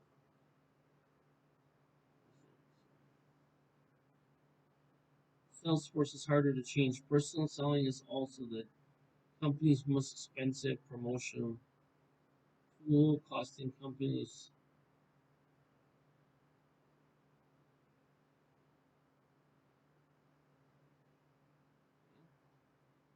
Now let's talk about the sales promotion itself.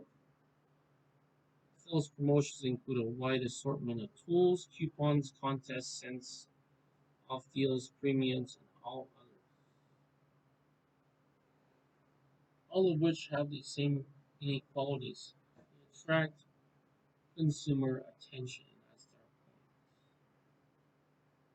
They also offer strong incentives to purchase and can be used to traumatize hard offers and boost sagging sales.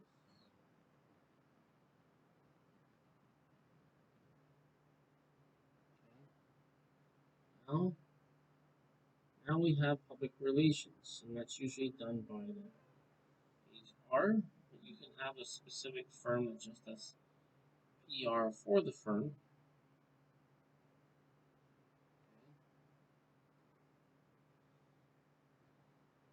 Now, PR is believable. News stories, features, sponsorships, and events seem even more real and believable to Reddies than as do.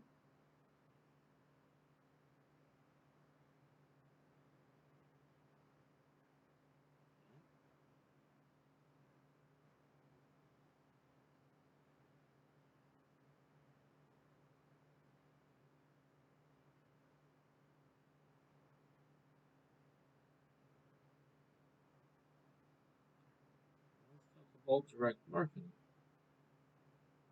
When you think about direct marketing, you're thinking as an overall concept. Although there are many forms of direct marketing between mail and catalogs online,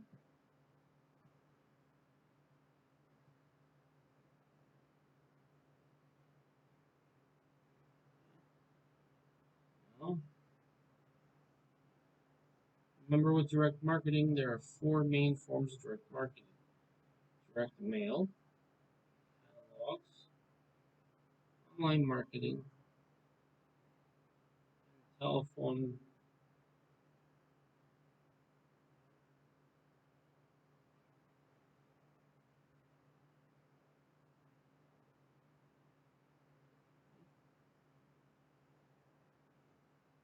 These share four distinctive characteristics.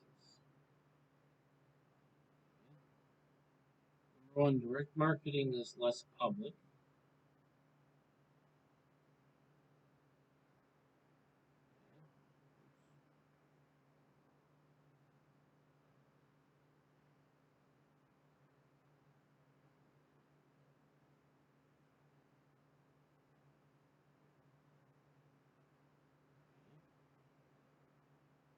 Now, let's talk about and define the promotion mix strategies. The first one is called the push strategy. That's promotion strategy that calls for using the sales force and task promotion to push the product through channels. The producer promotes the product to channel members who in turn produce it. Promote it.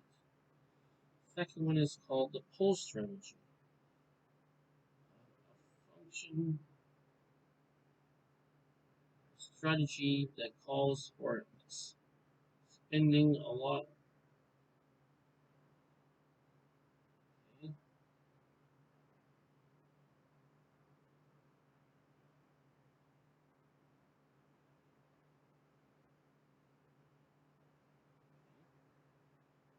Now, when we consider those mixed strategies, we consider the pull, push motion, and a pull motion.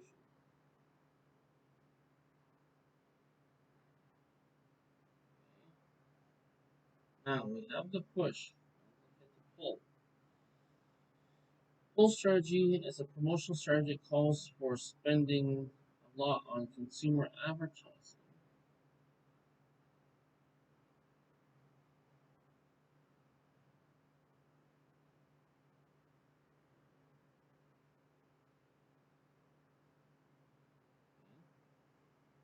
Remember something, the pull strategy works in a way that the producer directs its marketing activities, primarily advertising and consumer promotion.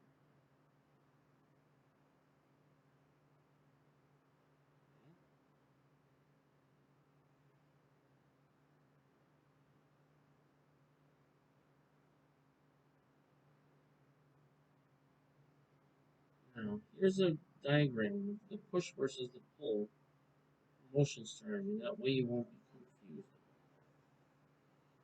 Now we have two producers, one for the push and one for the pull. Start with producer.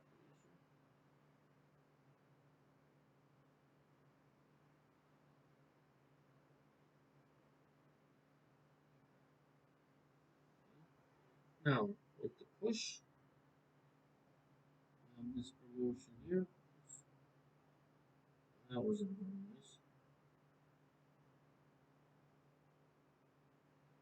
First one, between the producer and the retail and wholesalers, and we talked about previous chapters. We understand the producer marketing activities, personal selling, and trade promotion.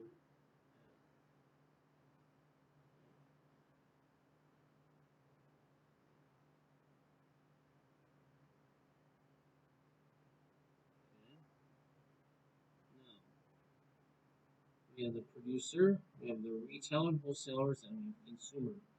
Between the producer and the retail and retailers and wholesalers, we have the producer marketing activities. Between push strategy and the consumers, we resell. Basically, we have a reseller marketing activities between the push and the consumers. The first is to get the items, and secondly, to sell it to distribute it to the consumers. Now, this is the second Indian.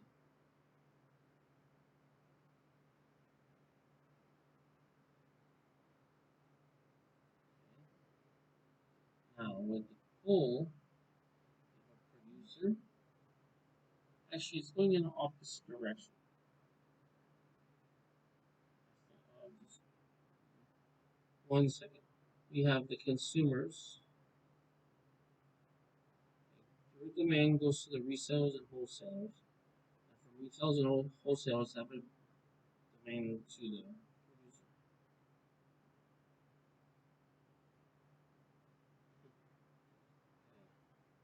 Now, some industrial good companies have only push strategies. Some direct marketing companies also use push strategies.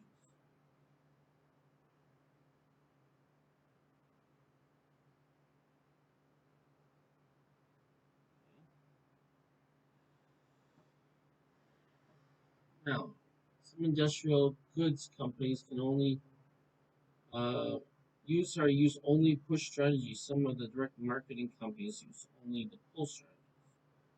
So it depends on what you're after. So once you've got through this first half of it, consume you'll go all the way back to that same column or bullet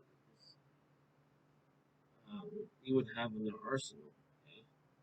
Depends on what tool you need for this situation. Companies consider many factors when designing their own promotional mix strategies, as we talked about before, including the type of product, market, and the product life cycle stage. For example, the importance of different promotion tools varies between consumer and business markets. Business to consumer (B2C) companies would usually pull more,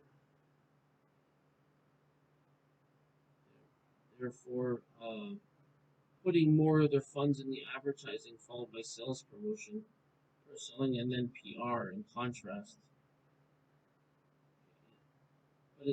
but according to the contrast here,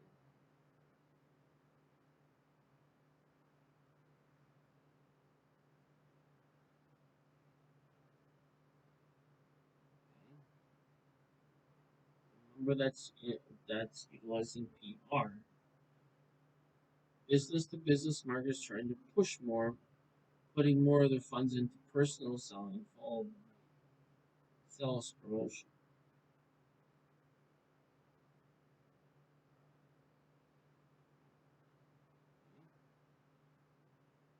Now, the effects of different promotion tools vary with the stages of the product life cycle. Remember, I talked about that before? This has to do with the supply and demand. It has to do with how much supply you're going to produce, what demand.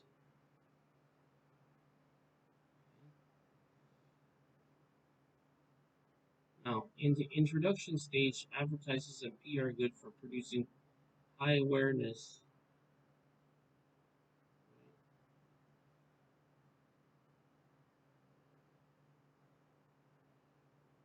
and sales promotion and useful in promoting an early trial. Personal selling must be used to get these trade carry to the promotion.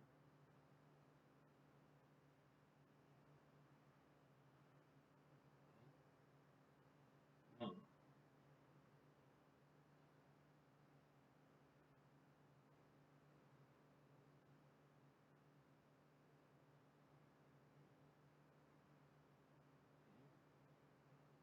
now, next thing we need to do is we need to integrate it into the promotion mix. Having set the promotion budget, the company must now take steps to see that each mix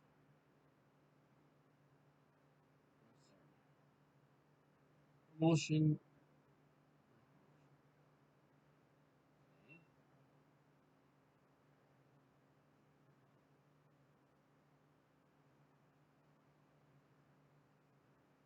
guided by overall communication strategy. Various promotion elements should work together to carry the firm's unique brand's message, selling points, integrated the customer, mix stars and customers.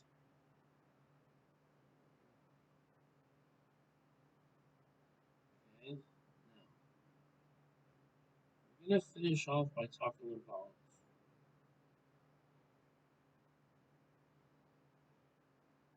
socially responsible marketing communication. Now, this is our communication between the company and the public. In shaping the promotion mix, company must be aware of a large body of legal and ethical issues surrounding marketing communication. So that's the presupposition.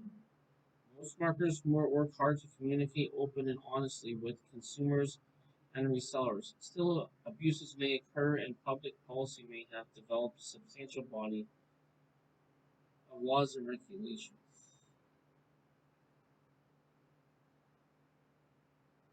to govern advertising, sales promotion, personal selling, and direct marketing.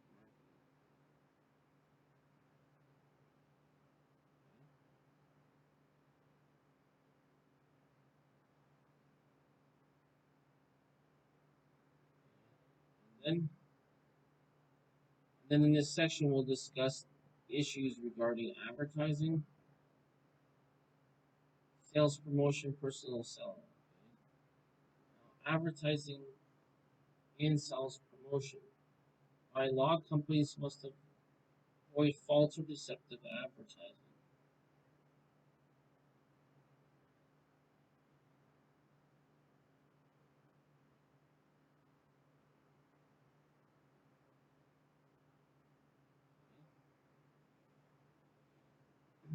So, by saying that, you have to understand that advertisers cannot make false claims, such as suggesting that a product cures something when it does not. You must avoid ads have the capacity to deceive, even though no one actually was maybe deceived. Sellers must also avoid what's called bait and switch advertising that attracts buyers under false pretense. For example, large retail advertising tied to a sewing machine at $179. Moreover, when consumers tried to buy the advertised machine, the seller downplays its features, placed faulty machines on storeroom showroom floors, understated the machine's performance, and took other actions in an attempt to switch buyers to more expensive machines, such actions are both unethical and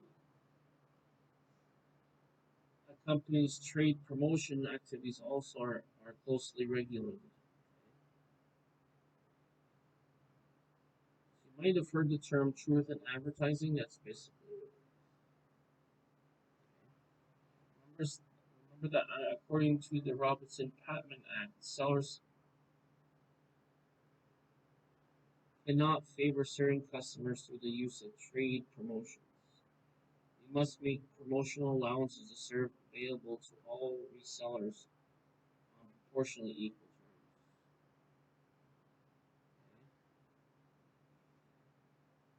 Beyond simply avoiding legal pitfalls such as deceptive or bait and switch advertising, companies can use advertising and other forms of promotion to encourage and promote socially responsible programs and actions. Frito-Lay did it, with Sun Chips did it, so with their brand, you can see the picture here, you can get an idea about that. Promoting social responsible actions.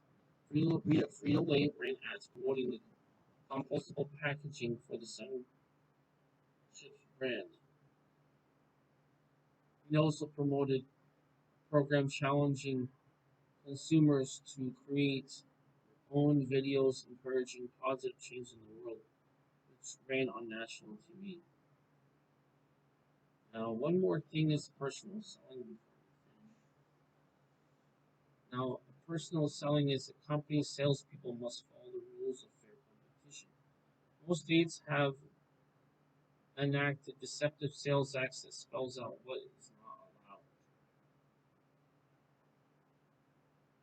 For example, salespeople may not lie to consumers or misleading about the advantages or buying a particular product.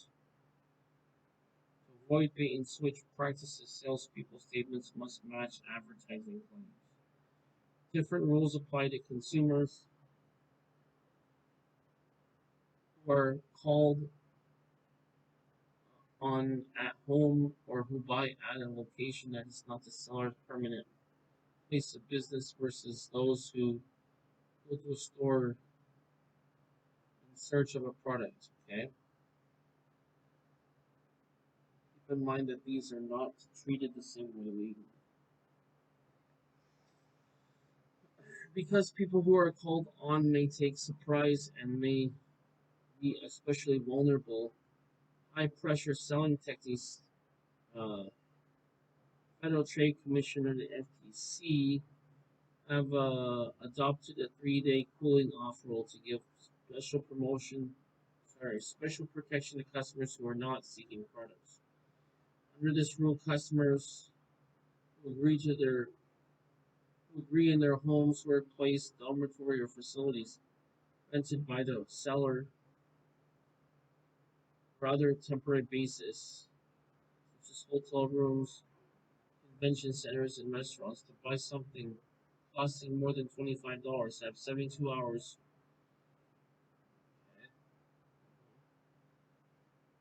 Wish to create, cancel a contract or return merchandise to get their money back. No questions asked. Much personal selling involves business to business trade. Selling to business, salespeople may not offer bribes to purchasing agents or others who can influence the sale. They may not obtain or use technical trade secrets or competitors through bribery or industrial espionage. That's very bad. Finally, salespeople must not disparage competitors or competing products to suggest things that are not true. Now, this is a quick review to make sure that you understood what we went over. You should be able to, in Objective 1, to define the 5 promotional mix tools for communicating customer value. In Objective 2, you should be able to discuss explain the changing communication landscape and the need for integrated marketing communications. Let's talk about some key terms from all 4 objectives. Number 1 is promotion mix. That is the marketing communication mix, advertising, self-promotion, personal selling, direct relations, and direct marketing. For Objective 2, that was the integrated marketing communication, or IMC. For Objective 3, that's buyer readiness stages, personal communication channels, word of mouth influence, buzz marketing, and non-personal communication channels. And finally, in Objective 4, we have affordable method, percentage of sales method, competitive parity method, objective and task method, push strategy, and pull strategy. Now we have extra homework stuff if you'd like to do it for extra practice. That's totally up to you. The main thing is make sure you've understood the objectives, able to communicate those in your own words. And also just be familiar with the key terms of the chapter. Okay? So, I'd like to thank you for watching this video, as it was a little bit longer, but I did have a couple intermissions because it's been a long day for me. Please click like on the video, that way it'll be pushed through the algorithm and more people be able to see the videos on this channel, as I do have this uploaded to YouTube and Rumble. If you haven't already, please click subscribe on this channel, that way you'll be able to view all my videos. As on the video on the channel, I have a variety of content that you can be able to access and enjoy and learn from and add value to your life. And also, if you haven't already, please click the bell button. That way you'll be notified of all my future videos. I would like to thank you for watching the video. I'd like to wish you a great day where you are. Take care, and I'll talk to you next week, next Tuesday or so. Take care, and